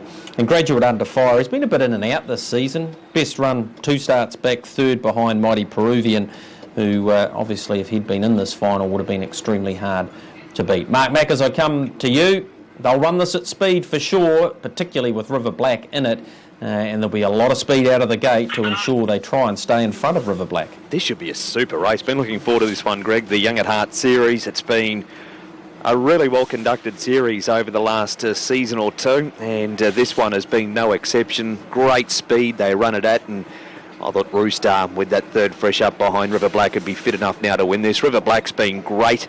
Northview Gambler was super winning last time, but does come up with the back row this evening. And I threw the 6 in Woodley DJ to round out the first 4 with gate speed galore. This is race 5, one of the features tonight, the Hellers Young at Heart Series final. It's over the 1950. River Black turns in. Roostar gets set. Graduate Under Fire comes forward with Woodley DJ. Mercado Royale, Lottie Franco and Fair Dinkum Bromac. The rejuvenated Fair Dinkum Bromac, Burnoff and Alexi, and the back row Northview Gambler. 5th of the day, or the night I should say. Precedes Quaddy League 1. Roostar. Luke Colours already tasting success tonight at Alexandra Park. Mobstar up there. Roostar looking to add to a good night for them. The gate turns into the back. Field of 10. Older stages. They can run most of them. In fact, all of them. Set to go. Green light. Racing. Speed Woodley DJ. Mercado Royale went away fast too from Fair Dinkum Bromac. Roostar starting to work forward, not as fast as Woodley DJ did. It's going to work to the lead. Graduate Under Fire and River Black are going forward too from Lottie Franco Alexi. 4 to Burnoff and Northview Gamblers last. Woodley DJ leads. Roostar's up alongside, and 3 wide River Black. Graduate Under Fire 4th, and next to the inside Mercado Royale. Then Fair Dinkum Bromac, Lottie Franco Alexi, 2 to Burnoff and Northview Gambler. Lead time 22.8, and that's really fast. Roostar and Stephen McNally leads over River Black parked up alongside. Leaders back 3rd, Woodley DJ, Graduate Under Fire 1-1. 3 back along the pegs, Mercado Royale from Fair Dinkum Bromac. Alexi the last on the markers from Lottie Franco. 2 to Burnoff and 2 lengths to Northview Gambler. Roostar reaches the stable's turn and leads by the margin of a length. Opening quarter 29.5. River Black Park running second, and third the leaders back is Woodley DJ. One away 4th is Graduate Under Fire from Mercado Royale. Then Fair Dinkum Bromac from Alexi Lottie Franco. 2 to Burnoff and Northview Gambler. To the back goes the big fella Roostar, and he leads at the 850 by a length over River Black. Woodley DJ runs third the trailer. Weight use of the Terror to Love at Pineley Farm passing lane. 1 length away 4th, Graduate Under Fire from Mercado Royale. Fair Dinkum Bromac, Alexi from the back, Northview Gamblers off around them. And then Lottie Franco and Burnoff, 600 to go. Second quarter, 31.160.6 for the half on the back of a swift lead time. And Roostar leads, River Black's under pressure. Woodley DJ into second. 3 wide Graduate Under Fire and 4 wide Northview Gambler loops them all. Mercado Royale held up from Fair Dinkum Bromac. Next to Lexi from Burnoff and held up Lottie Franco. Roostar leads the third quarter in 30.1. Northview Gambler galloped at the turn. Mercado Royale's into the clear from Woodley DJ, Alexi and Lottie Franco. The leader is Roostar. Inside run for Woodley DJ. Mercado Royale wider out from Lottie Franco. Woodley DJ made the lead. On the outside, Mercado Royale. Woodley DJ's a half a length in front of Mercado Royale. And Woodley DJ will win the Young at Heart just over Mercado Royale, and 30, the Roostar or the flying Lottie Franco. Then Northview Gambler, Alexi, Burnoff. Next in, Fair Dinkum, Bromac, River Black, and Graduate under fire as the last one in. 6 Woodley DJ, $13.60 and $3. 5 McArdle Royale, $3.70, and Roostar the 7 at $1.40. Or Lottie Franco the 4 at $4.10 will run third. Last quarter 30.3, last mile 2-1. Race decided at the start. Katie Cox led as expected. Handed up to Roostar. McArdle Royale out in plenty of time. Lottie Franco charging home. If she had got a clear passage on the turn, she might have given them one massive fright. She's just going to miss third placing with Roostar's size helping compared to Lottie Franco, but gee, she's racing well. Having said that, Woodley DJ is too. Katie Cox and Tom Twiddle. She rarely, if ever, goes a bad race, this mare, and has now made it 5 from 54. It looked like it would produce a lot, the Young at Heart Series final, Gregory, and it didn't let us down. No, absolutely not, Mark. And she used that wonderful asset she has, gate speed, handed up to the right one. They ran some time, didn't they? Breaking 23 seconds off the gate. And as they came off the back, Roostar was all out to hold them out. Katie Cox cruising. McArdle Royale getting into the clear, getting rank on the bend was Northview Gambler.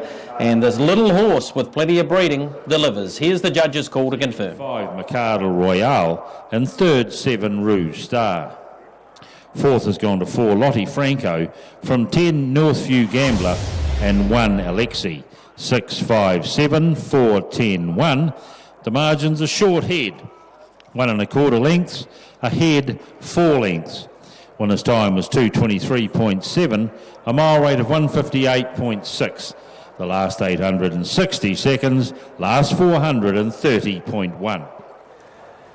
It's a quinella for the sire McArdle as Woodley DJ, the little girl, breaks through at start 24 at Addington. So she's been there 23 times, 5 placings, but Katie Cox drove her inch perfect tonight, as she needed to, because Tom Twiddle had her spot on, but even then she was only just able to hold out McArdle Royale. Woodley DJ for her 5th career victory, divvy shortly. In fact, here they are. Number 6 pays $13.60 and $3, beats the 5 just at $3.70, and Roostar held on for third, number 7 at $1.40. Cornella's paid $67.40, Trifecta 6, 5, 7, 538, 10. The first 4, 6, 5, 7, 4, 4,735.60. Most importantly, 2,200 heading forward to next race, race 6 at Addington. So 2,200 in the first 4. The double 6 into 6 pays $39. The concession double, $31.20, 6 into 5. And the quaddie, 8, 5, 6, 6, $950.80. Heading back to Darrell for the 8th on the card, coming out of Hattrick. Favourite here, $2.70 on the option, $3 on the tote is YOY. And Darrell, that's your top tip. Has been my top tip for a little while too, Michael, and hopefully tonight will be the night for YOY. Come up against Greg Pomeroy's Festival Miss here last week, and Festival Miss had the inside draw pushed up and had too much box speed for YOY, so hopefully today she can outsprint Allegro Boom and get that overdue win. She has been in very good form since coming back down to Class 4, and she gets her chance here tonight, $2.50 with the book and $3.10 on the tote. A good chance, and I think can win the race on the condition that she can, of course, outjump Allegro Boom. The 7 out wide, all in Berlin, lined up in that New Zealand Racing Series final here last week. Didn't go a bad race at all from box 4, finishing up in 4th place after winning a heat, and has to be considered again. And the punters have got that second favourite, $4.50, $5.60 with the tote, and the second favourite on the... Thank you, Whitey. We've got Chris Swan with us here, who drove I'm Engaged in the dual sulky race. Says he got up for third. Did you enjoy that, Chris? Oh, I absolutely loved it. And, you know, with a horse like I'm Engaged, I dedicate this third to my recently a fiancée out there, Hayley Murray. This one's for you. Congratulations, bro. That's a lovely, lovely gift. Do you have a lot more respect now for our drivers out there? Oh, of course. I mean, you really don't know exactly what you're in for until you actually get behind it, and having the shower beforehand really just made it the full experience. You know, it's great. Thank you very much for participating, and hopefully we'll see you back here soon. Cheers, Wayne. Thank you. Matty, how are you? Good. That's good. Did you enjoy that? I love that. Unbelievable. Going a lot faster than what you thought, or? Well, we were. I thought we were going a lot faster for 3/4 of the race, and I thought I was going to take it out till we got to the straight here. But certainly a real exhilarating experience. And Beetle Bomb, he almost got up for you, or? Gee, I used to love that song, Beetle Bomb, when I was a kid. You remember it? Yeah, I remember that, mate. I'm a 60s kid. I remember it very well. So Beetle Bomb was coming around the corner, couldn't quite get me through on the straight, though. Well, hopefully we might see you here back up one day, maybe get an amateur's licence. You bet. I'm hooked. Good on you, mate. Thanks very much. Hi, can we have a wee chat to Richard, please? Richard, where did you finish? Dead last. Dead last. No, that's fifth. That's what we say, fifth. Yeah. Oh, that's good, mate. Did you enjoy the experience? It was amazing, yeah. It was fantastic. And what about your driver? Did he come to the party all right, or? He did. We had the poor fella had a bit of a hard race the first time, apparently, so we just took it easy. Yeah, we let these other guys feel good about themselves. Oh, that's great, mate. And will we see you back again one day? Definitely. Thank you for participating. All the very best. Could we speak to our runner-up, please? Michael Sprague on Kawa Kingfish. How did that go? It's great, mate. That's my second time. Fourth last time, second tonight, I think. So next time you're going to win, aren't you? Fingers crossed. I'll be back. Did you enjoy it, seriously? Thoroughly, yeah. It was interesting to have a different driver. I had Adrian last time and Mr. Abernathy tonight. Outstanding. Fantastic driver. It's hard to see past those two rumps in front of you, isn't it? Yeah, it is. Exactly right. That was old Elliot Daniel, I gather, and he had a race last night. Is that right? That's correct. He raced at Cambridge Raceway last night, and he did me proud. He did you proud, and you did us proud too. Thank you very much. Thanks, mate. Good on you. And ladies and gentlemen, could you please welcome our winner, the guy with the great name, Patrick Foot. My middle name, I love that name. Fleetfoot, well driven, and a big run down the outside. Well, thanks, Scott. I think it's his second win tonight. Scott Phelan is a winner, mate. He loves to win, and doesn't matter if it's an amateur race, a dual sulky race, he's there. And what were your feelings about it? Fantastic. Like those are a big machine, you're standing behind them, and they're going. Are you going to take scouting rights tonight? You're really going to get into these guys? Well, it's their shout, so we'll see. Congratulations, and thanks for being part of it all. Cheers, thank you. Back to you, Aaron White, and thank you very much for everyone for participating tonight, and all the very best. There'll be more dual sulky races here in the future. Class 5 company and gets the straight Class 4 win tonight. Straight back up to Class 5 she goes. She's run 17.55. And the 2 will clear out to win all in Berlin, using up plenty of the track. Will grab second. And the 6 on the inside there, Opawa Shaden, ahead of the other green rug of Miss Allegro. That sectional time 6.91 and the run home 10.64. YOY here for Lisa Ahern. 2, 7, 6 and 9. 3 lengths, 3/4 by 2. Well done to Lisa Ahern. Picks up another here with YOY. Takes out race number 8. Race number 9 will get the quaddie underway here at Hattrick. Time to go at 14 minutes after 8 for the Class 4 and 5s over the 5:20. We'll take a break here on trackside 1, and after the break, Michael Guerin will wrap up the result of race 8 here at Hattrick.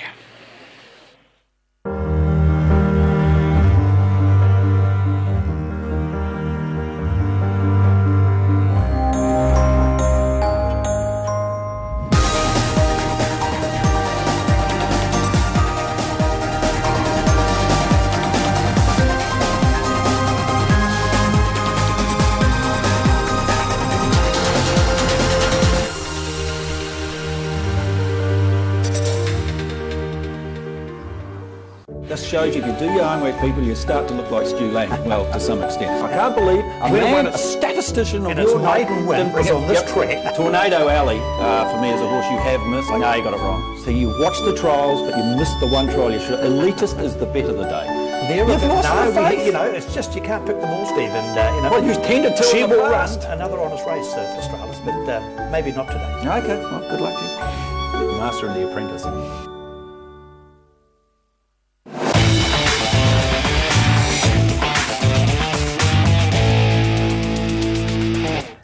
The fun continues from 10 o'clock tomorrow morning, of course, with the first call boys and eventually girls. Karen Fenton-Ellis coming back from holiday very shortly, but good to see Steve Davis on the show, adding his own unique brand of humour.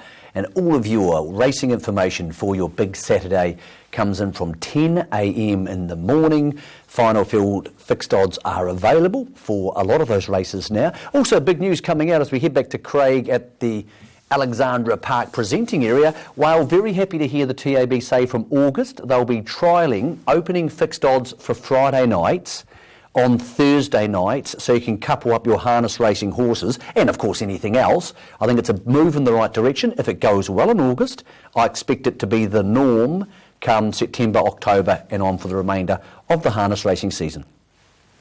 It's a good time of the year, isn't it, Michael, into the new season, and the good racing through September and October. So if they trial it through August and they look to cement this, I think it's great for harness racing. It's put in line with the gallops on Saturday. I think they open their market sometimes on Friday. So I think it's a good move, and it generates turnover. What it does do is allow people to bet through Thursday and through Friday, and that has got to be good for harness racing in general. We get that result from Wanganui, 276. At Wanganui race number 8. Got information, Michael, that I think is very, very pertinent to viewers and punters in race number 5. I've been approached by the stipendiary stewards. The connections of Speeding Spur have asked if they can go back from the gate here and drive the horse cold, would be the word, for one run. So Speeding Spur, the connections have asked the stipendiary stewards that they will be looking to come off the gate and go back. I think that's a huge advantage for that horse on screen. One Over the Moon. Fantastic in winning last start. Of course, trained by Tony Hurley. He's won 14 races last start, beat Sir George Grey on this track from a mobile, from a similar draw. I think it's his race tonight. One Over the Moon. Paraded very well. Got a head-to-head here, Leanne's Boy. 155 Barry, 225 an option 535. So that is very pertinent information. If you're backing Speeding Spur and you think they're going forward, they've advised the stipendiary stewards looking to go back off the gate with runner number 8. For me, I thought 7 on top to beat that horse on screen who's been the dominant 3-year-old through the season, the winner of 11 from 18, some $235,000, looking to head to a Breeders' Crown in Australia. Speeding Spur from barrier number 8. Not going to be easy from him tonight. He is assessed as open class, even though he's predominantly been racing his own age group through the season. So, biggest test to date for him tonight. I thought Leanne's Boy, the horse on screen at the moment, the best value in the race, with no second row, because you've got to remember, Moment of Truth, even though he is runner number 9, is unruly the second row. So it's predominantly a front row.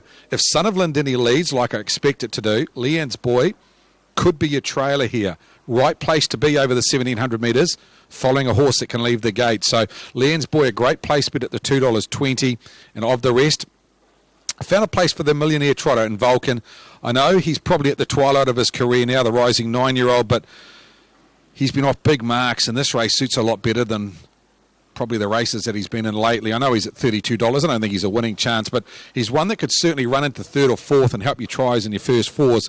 Runner number 6, Vulcan. Todd McFarlane aboard with, of course, Todd Mitchell, regular driver, taking the drive on Leanne's Boy. I marked them 7, 8, 2, 6, the Bolter, race number 5. Aaron, what does it come to you? Very important information coming through from the stipendiary stewards. Speeding Spur, the connections advising they're going to go back off the gate. Yeah, you're dead right there too, and it's great for the connections to bring that information to us, and it's out there before the race starts as to exactly what they're going to do with the Speeding Spur, and it was always going to be tough from out there, so there was a lot of speed on the front line. One Over the Moon for me, he's on top, gunning for 4 straight victories to start the string of victories. Was over the 1,700 metres. It was a pretty dominant victory too back on the 12th of June. He's on top. Leanne's Boy, I've got a lot of time for this square gator. He's up for a performance incentive bonus tonight. He would have derived plenty of benefit and improvement out of that fresh up run in behind Moment of Truth. He comes up with the right draw, I believe, tonight. And he's either going to be able to cross Son of Lindenny, which is going to be tough, or he's going to sit out and maybe find a bit of cover in the 1-1 from there. He will be dangerous too, One Over the Moon, but One Over the Moon clearly the horse to beat. 8 Speeding Spur well in the mix, our champion 3-year-old trotter. And Son of Lindenny, he's been trotting nicely up here in the north for the Jones boy and gets the inside draw tonight. So 7, 2, 8 and a 1 for me, first leg of a double. Thanks, Aaron. It's an exciting contest. Speeding Spur, can he win by going back off the gate? Absolutely he can. He's just going to need them to go very hard, get a run into the race on the back of something, and if they go quick early, I'm expecting Son of Lindenny, Leanne's boy, to leave the gate quickly.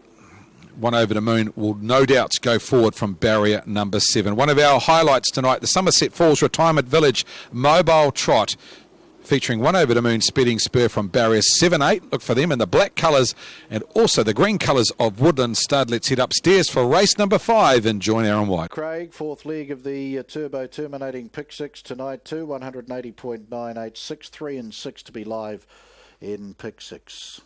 Into the back they go. Feature trot tonight, 1,700 metres.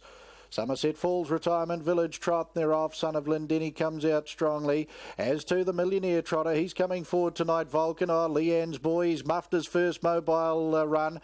He's going to gallop at the start here. Charlemagne to third. Back on the inside barriers. One Over the Moon comes forward.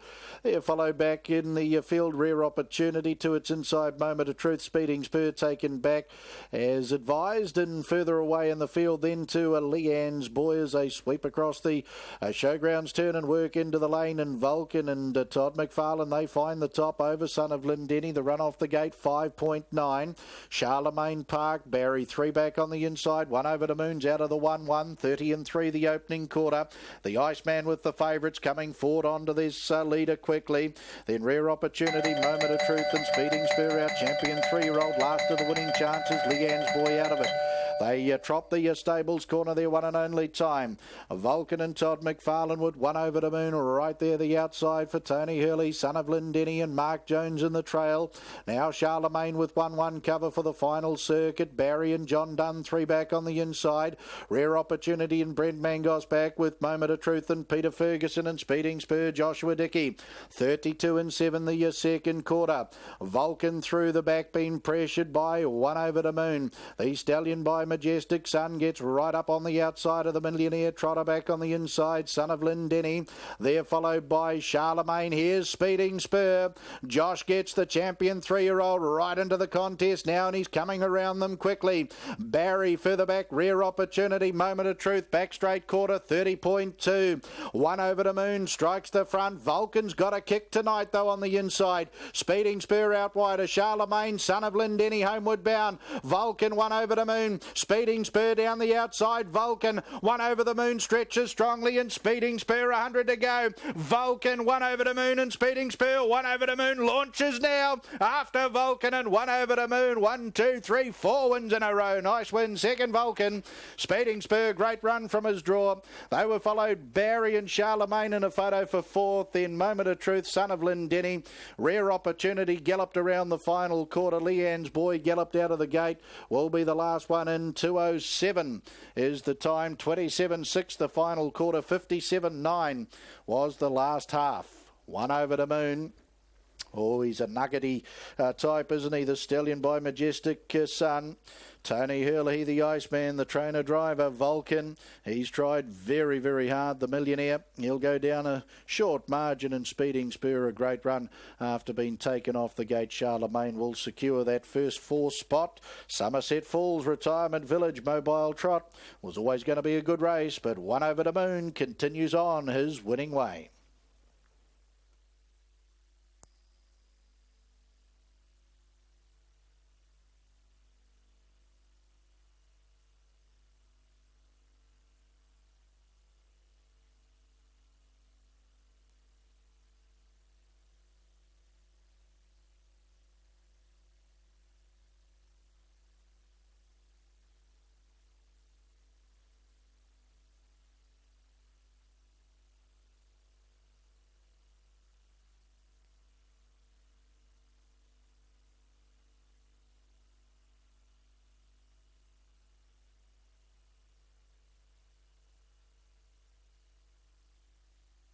Official placings, race 5, the Somerset Falls Retirement Village Mobile Trot.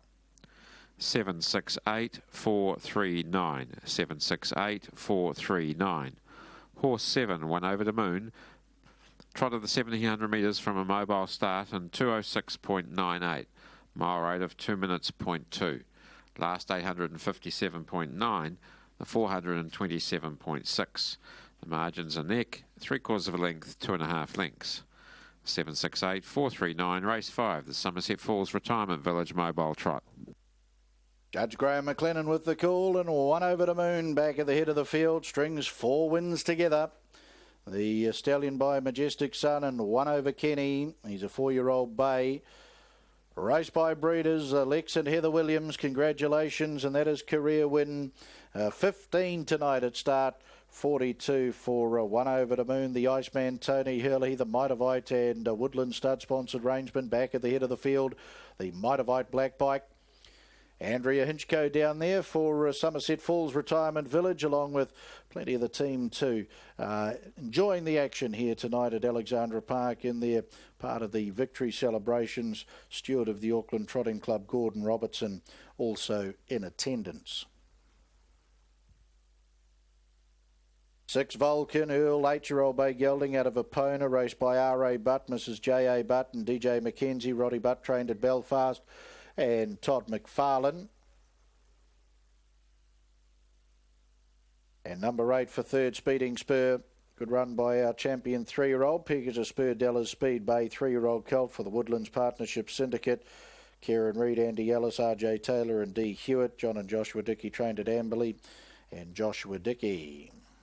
1 over the moon. $1.30, $1.30. $1.30 and $1.30. 6 Vulcan at $4.20, $4.20. And 8 Speeding Spur, $1.40, $1.40. Quinella $13.60, $13.60. Trifecta $76.90, $76.90. And the first 4, $844.80, $844.80. The early quaddies, 6, 9, 3 and 7, $148.90, $148.90. Pick 689.6, second to last leg from Addington, just under 3 minutes away. 89.6 live in the turbo terminating pick 6 tonight.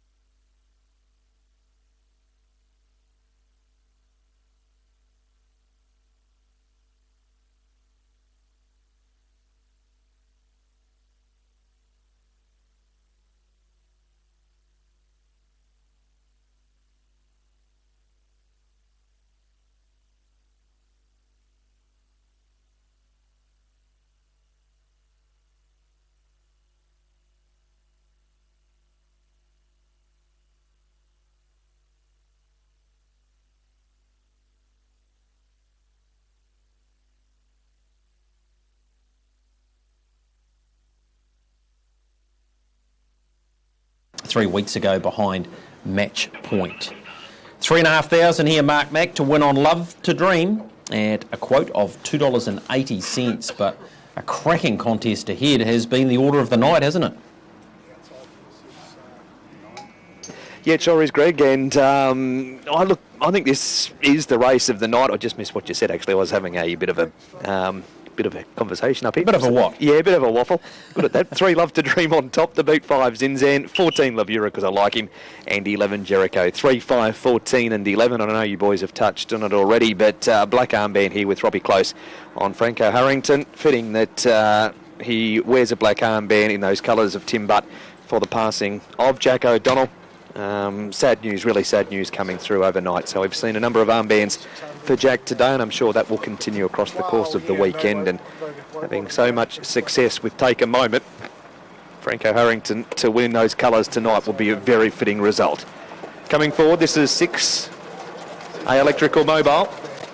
And we're running the distance of 2,600. First leg of the quaddie coming up here. And the gate's on its way. There's been a $5,000 bet at $2.70 on Love to Dream. There's the news through. Kallenberg ready, Jericho, Courage to Fly.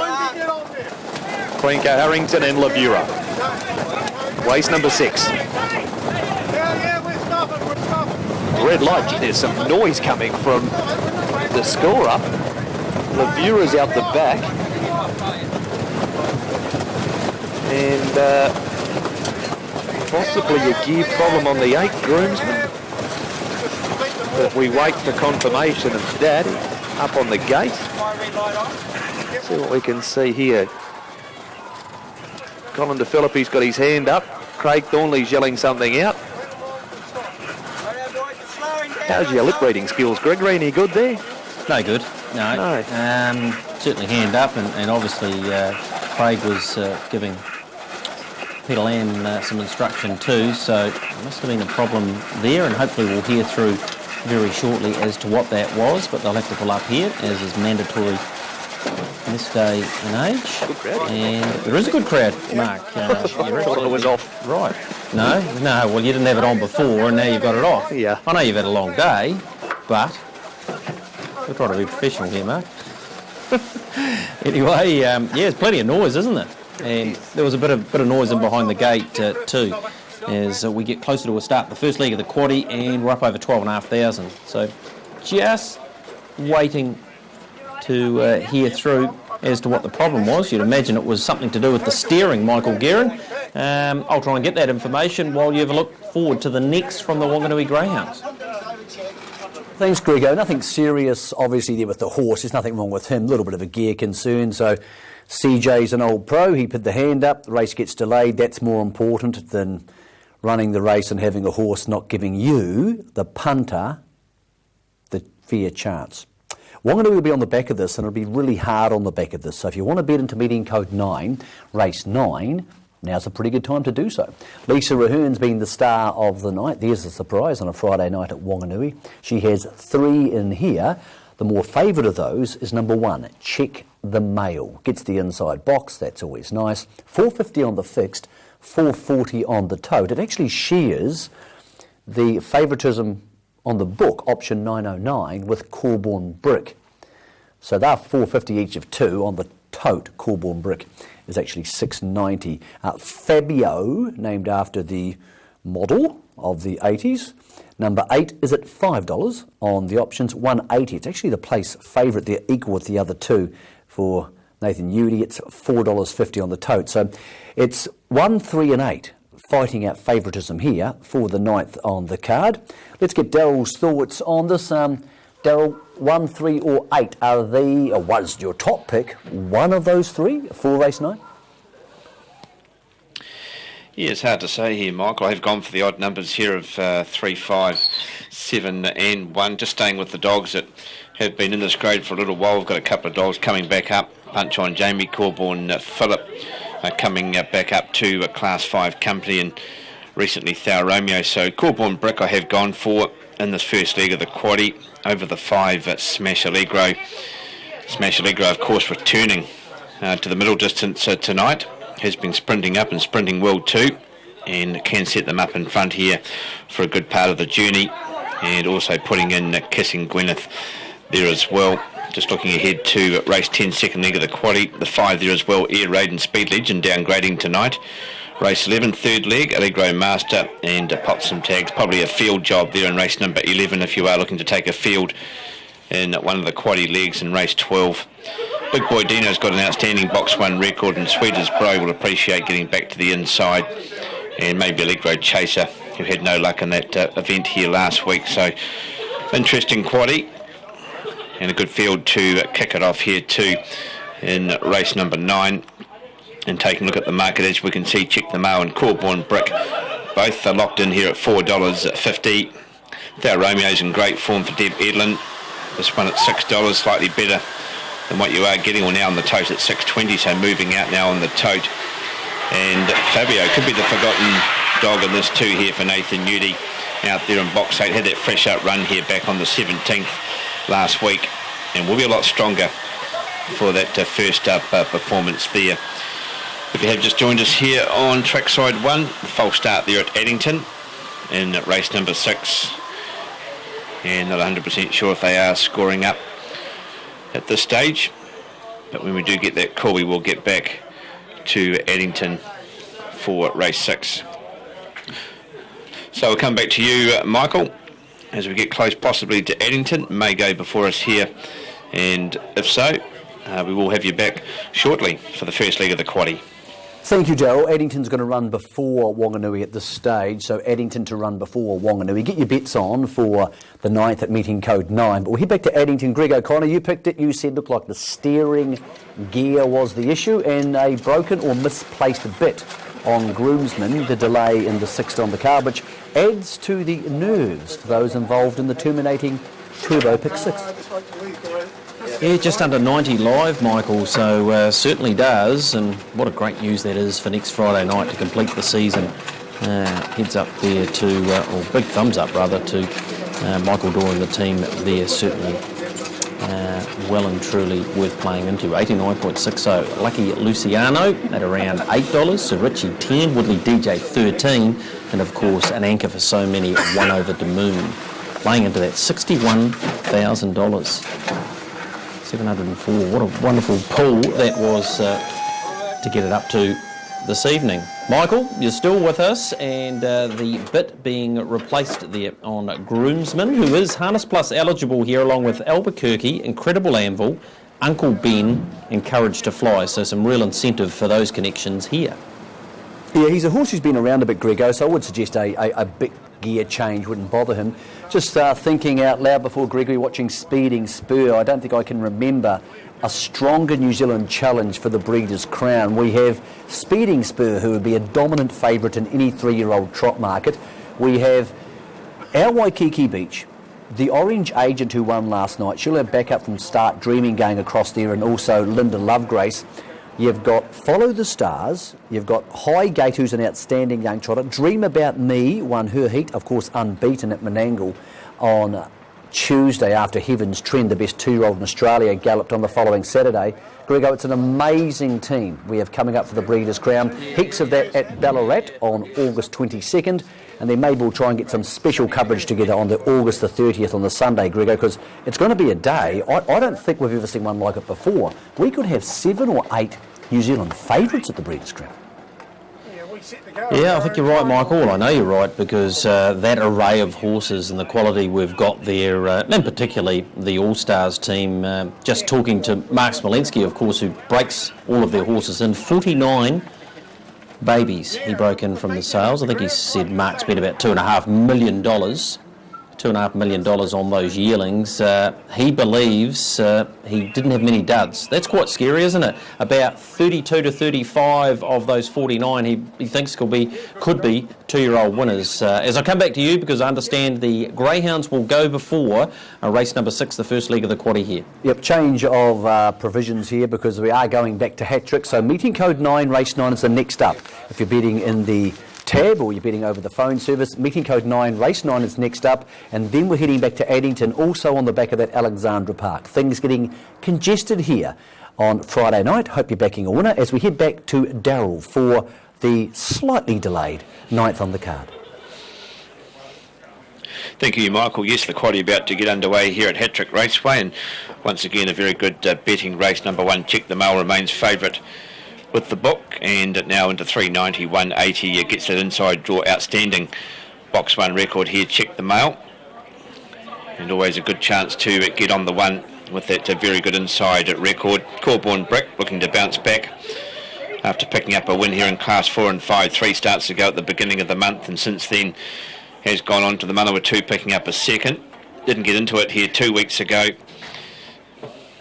and looking to also bounce back here. The 3 and Smash Allegro, of course, returning to the middle distance, has been sprinting up and in search of win number 18, win number 17 over the middle distance, managed to pick up a win over the sprint journey.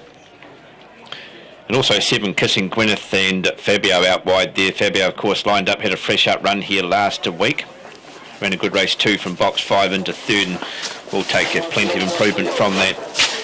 And it could be the forgotten dog out there in box 8 for Nathan Newdy. Kissing Gwyneth also looking to bounce back to some sort of form, and Thou Romeo, Deb Edlin's got Thou Romeo flying at the moment. He'll line up here from box 2. Punch On Jamie and Corborn Phillip both coming back up to Class 5. All locked away for the 9th first leg of the Quad E. The 1 and the 3 fighting out favouritism. Ready. And racing in the centre track here. Smash Allegro made a good beginning. Will go straight to the front. Out wide, Kissing Gwyneth is charging up there also with Thou Romeo. Trying to squeeze through there is Fabio, but got knocked out of it. Getting ahead now is Corborn Phillip. Going ahead of that is Kissing Gwyneth. Back in the field now, getting back is Fabio. Corborn Phillip also back there. Check the Mail's got plenty to do. And Punch On Jamie across the top. Smash Allegro away by 3 or 4 on Thou Romeo. Just in behind here to Corborn Brick also running on. There is Kissing Gwyneth. They go for home. Smash Allegro. Thou Romeo tries hard, but getting home. Smash Allegro from Thou Romeo, charging through Kissing Gwyneth, and right up there too we had Corborn Brick, Corborn Phillip. Then we go back here to Check the Mail, just beside that too Fabio got a check going out of the straight end. Punch On Jamie. Smash Allegro gets the win. The 5 found the lead early, returns to the middle distance and returns with a good win, and comes through to win it. Big run Thou Romeo. As it held on for second, Thou Romeo, it's close, it has just 5-2, 7 and 3,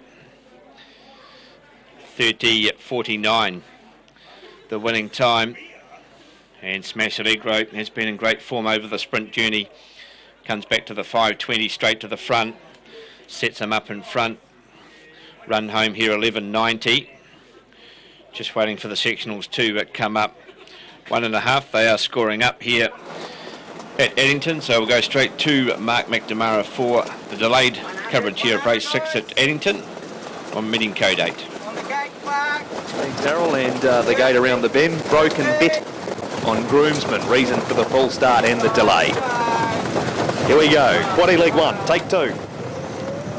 Action.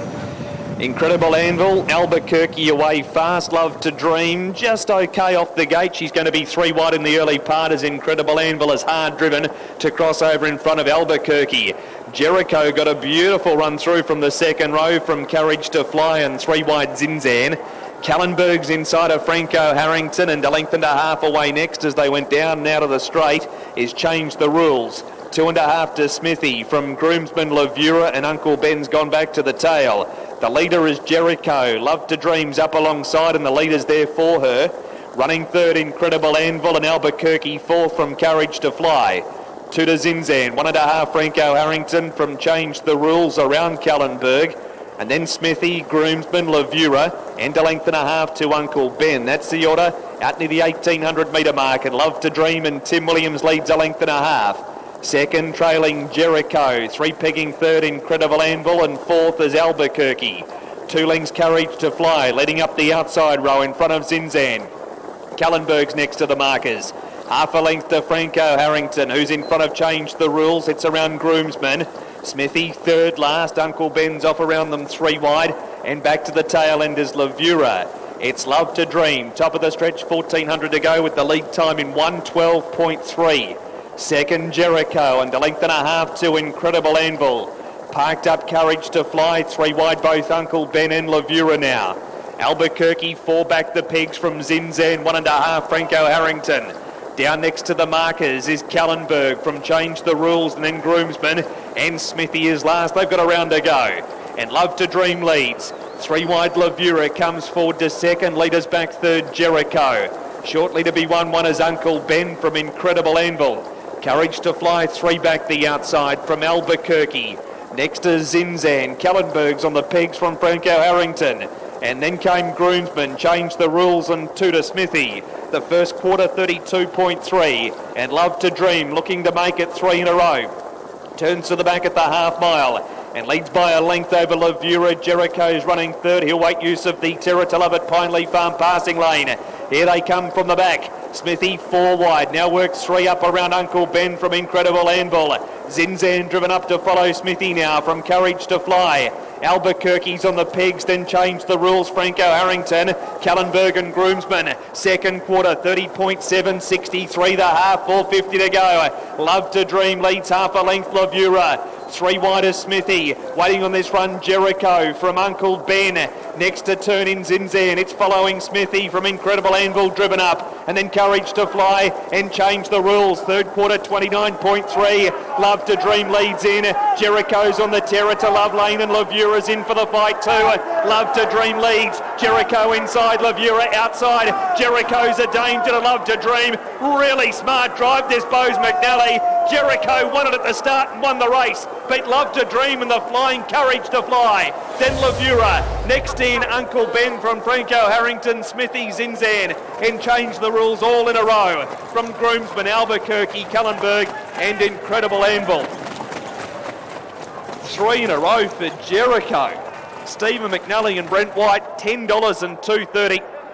3 Love to Dream, $1.60, and Courage to Fly, number 12, at $5.60. Opportunity there at the start to punch through. That's where he won the race. And then handed up to Love to Dream.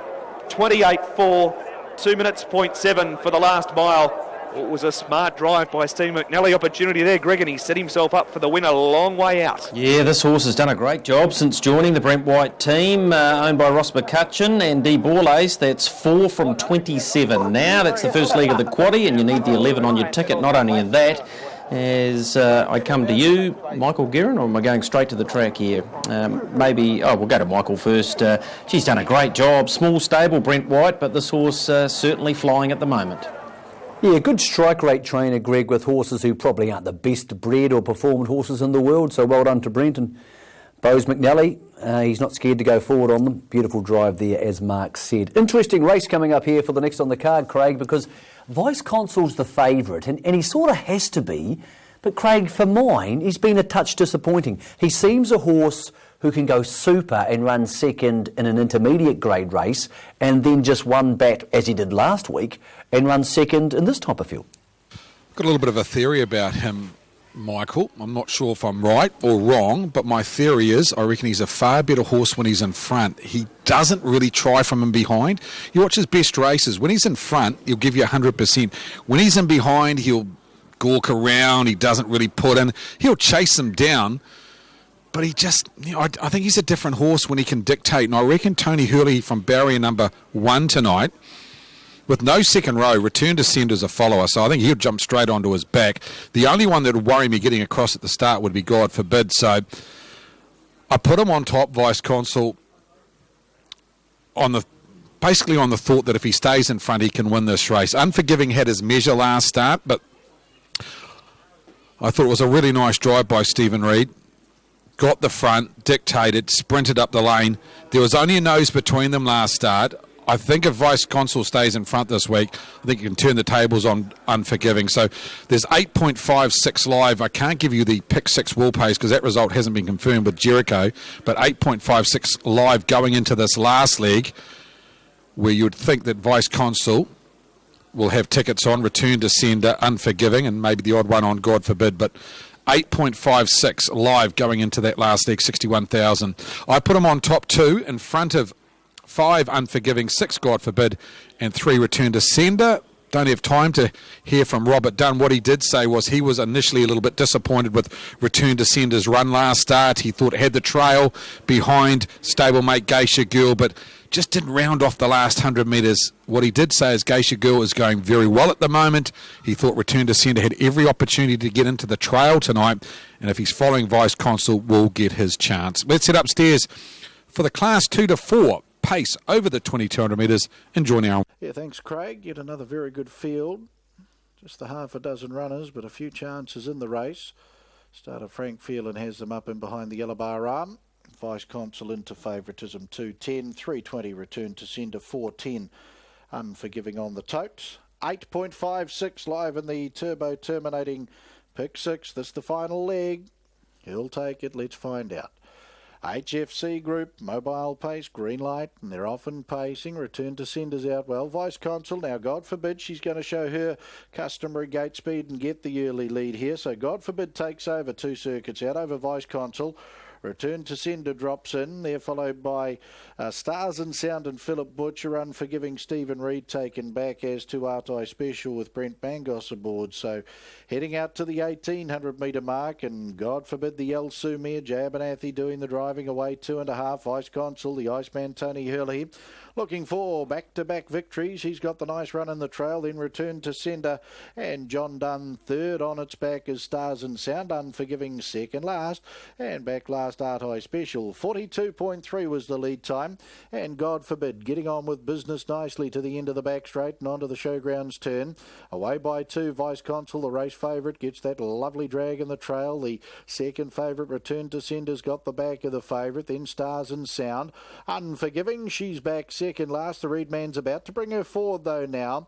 And Art Eye Special the last as they come off the showgrounds bend and work down the lane. 1,200 metres left to go. God forbid in the HFC Group Mobile Pace opening quarter in 32 seconds. Over Vice Consul. Return to Senders away from the markers to Sit Park, giving Unforgiving the Art Major filly. Beautiful 1-1 cover. Stars and Sound 3 back on the inside. Art Eye Special onto the back of Unforgiving. They race in pairs past the bell. 9.50 to go. Stables corner final time. And God forbid leads narrowly. Over Return to Sender. Beautiful run in the trail. Vice Consul. Unforgiving. She's gunning for a hat-trick of victories. She's got the 1-1-800 left to go. Stars and Sound and Art Eye Special the last pair. 30-1 the second quarter. Through the back goes God forbid by a half ahead.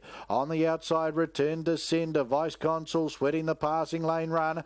They're followed by Unforgiving. She's on an ice rain in the 1-1. Art Eye Special's got her back. And then Stars and Sound the inside. Off the back, God forbid a neck. Over Return to Sender. Vice Consul did come away from the leader's back. Goes back down there now as God forbid seems to be travelling better than Return to Sender. And Unforgiving's off and around them now. There followed Stars and Sound and off stride as Art Eye Special. 28.7 the quarter down the back. God forbid Unforgiving. Vice Consul held up desperately the inside, waiting the passing lane. It's there now. Then Return to Sender. Stars and Sound. Unforgiving pinches a length and a half. Vice Consul rattling home on the passing lane. Unforgiving. Vice Consul late. Stars and Sound and God forbid Unforgiving. She'll go back to back for the Reed man. Second Vice Consul a touch unlucky to the corner. Then Stars and Sound. God forbid Return to Sender. Art Eye Special with that late gallop will be back last. 241.4.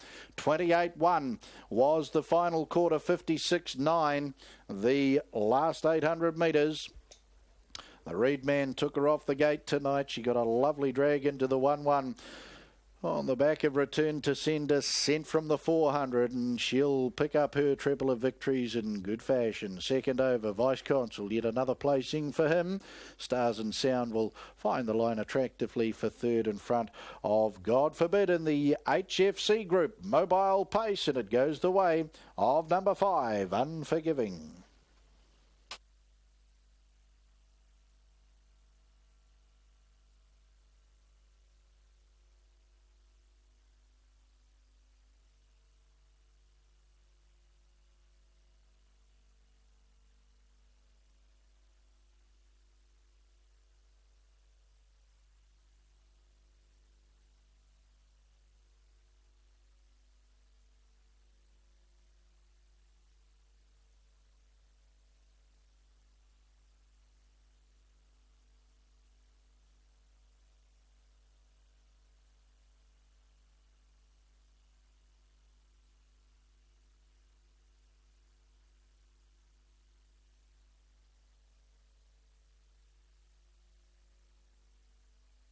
Official placings race 6, the HFC Group Mobile Pace.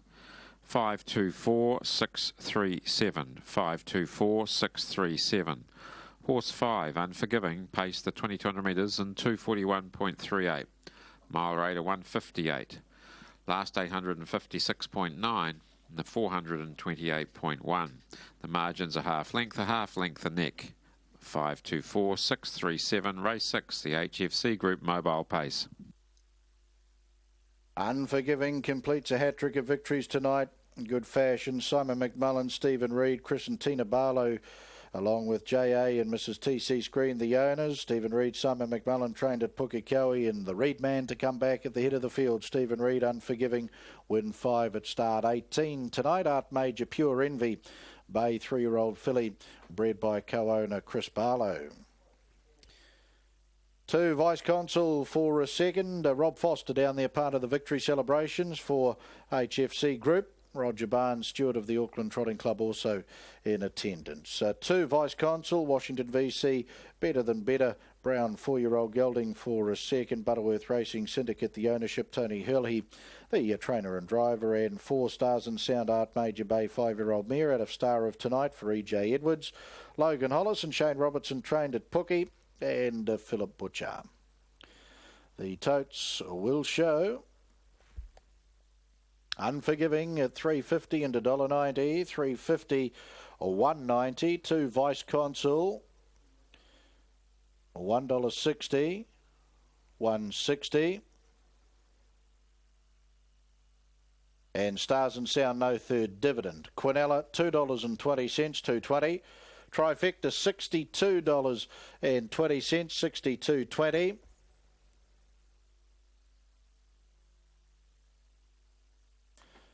The first 4, $168.80, $168.80, 7 and 5 in the double, $3.80, $3.80, 7 and 2 concession, $1.10, $1.10, 375 treble, $84.30, $84.30, and pick 6 tonight has been struck by 2.94 winning units, $20,987.80, $20,987.80 for 2.94 live and winning units in the turbo terminating pick 6 tonight.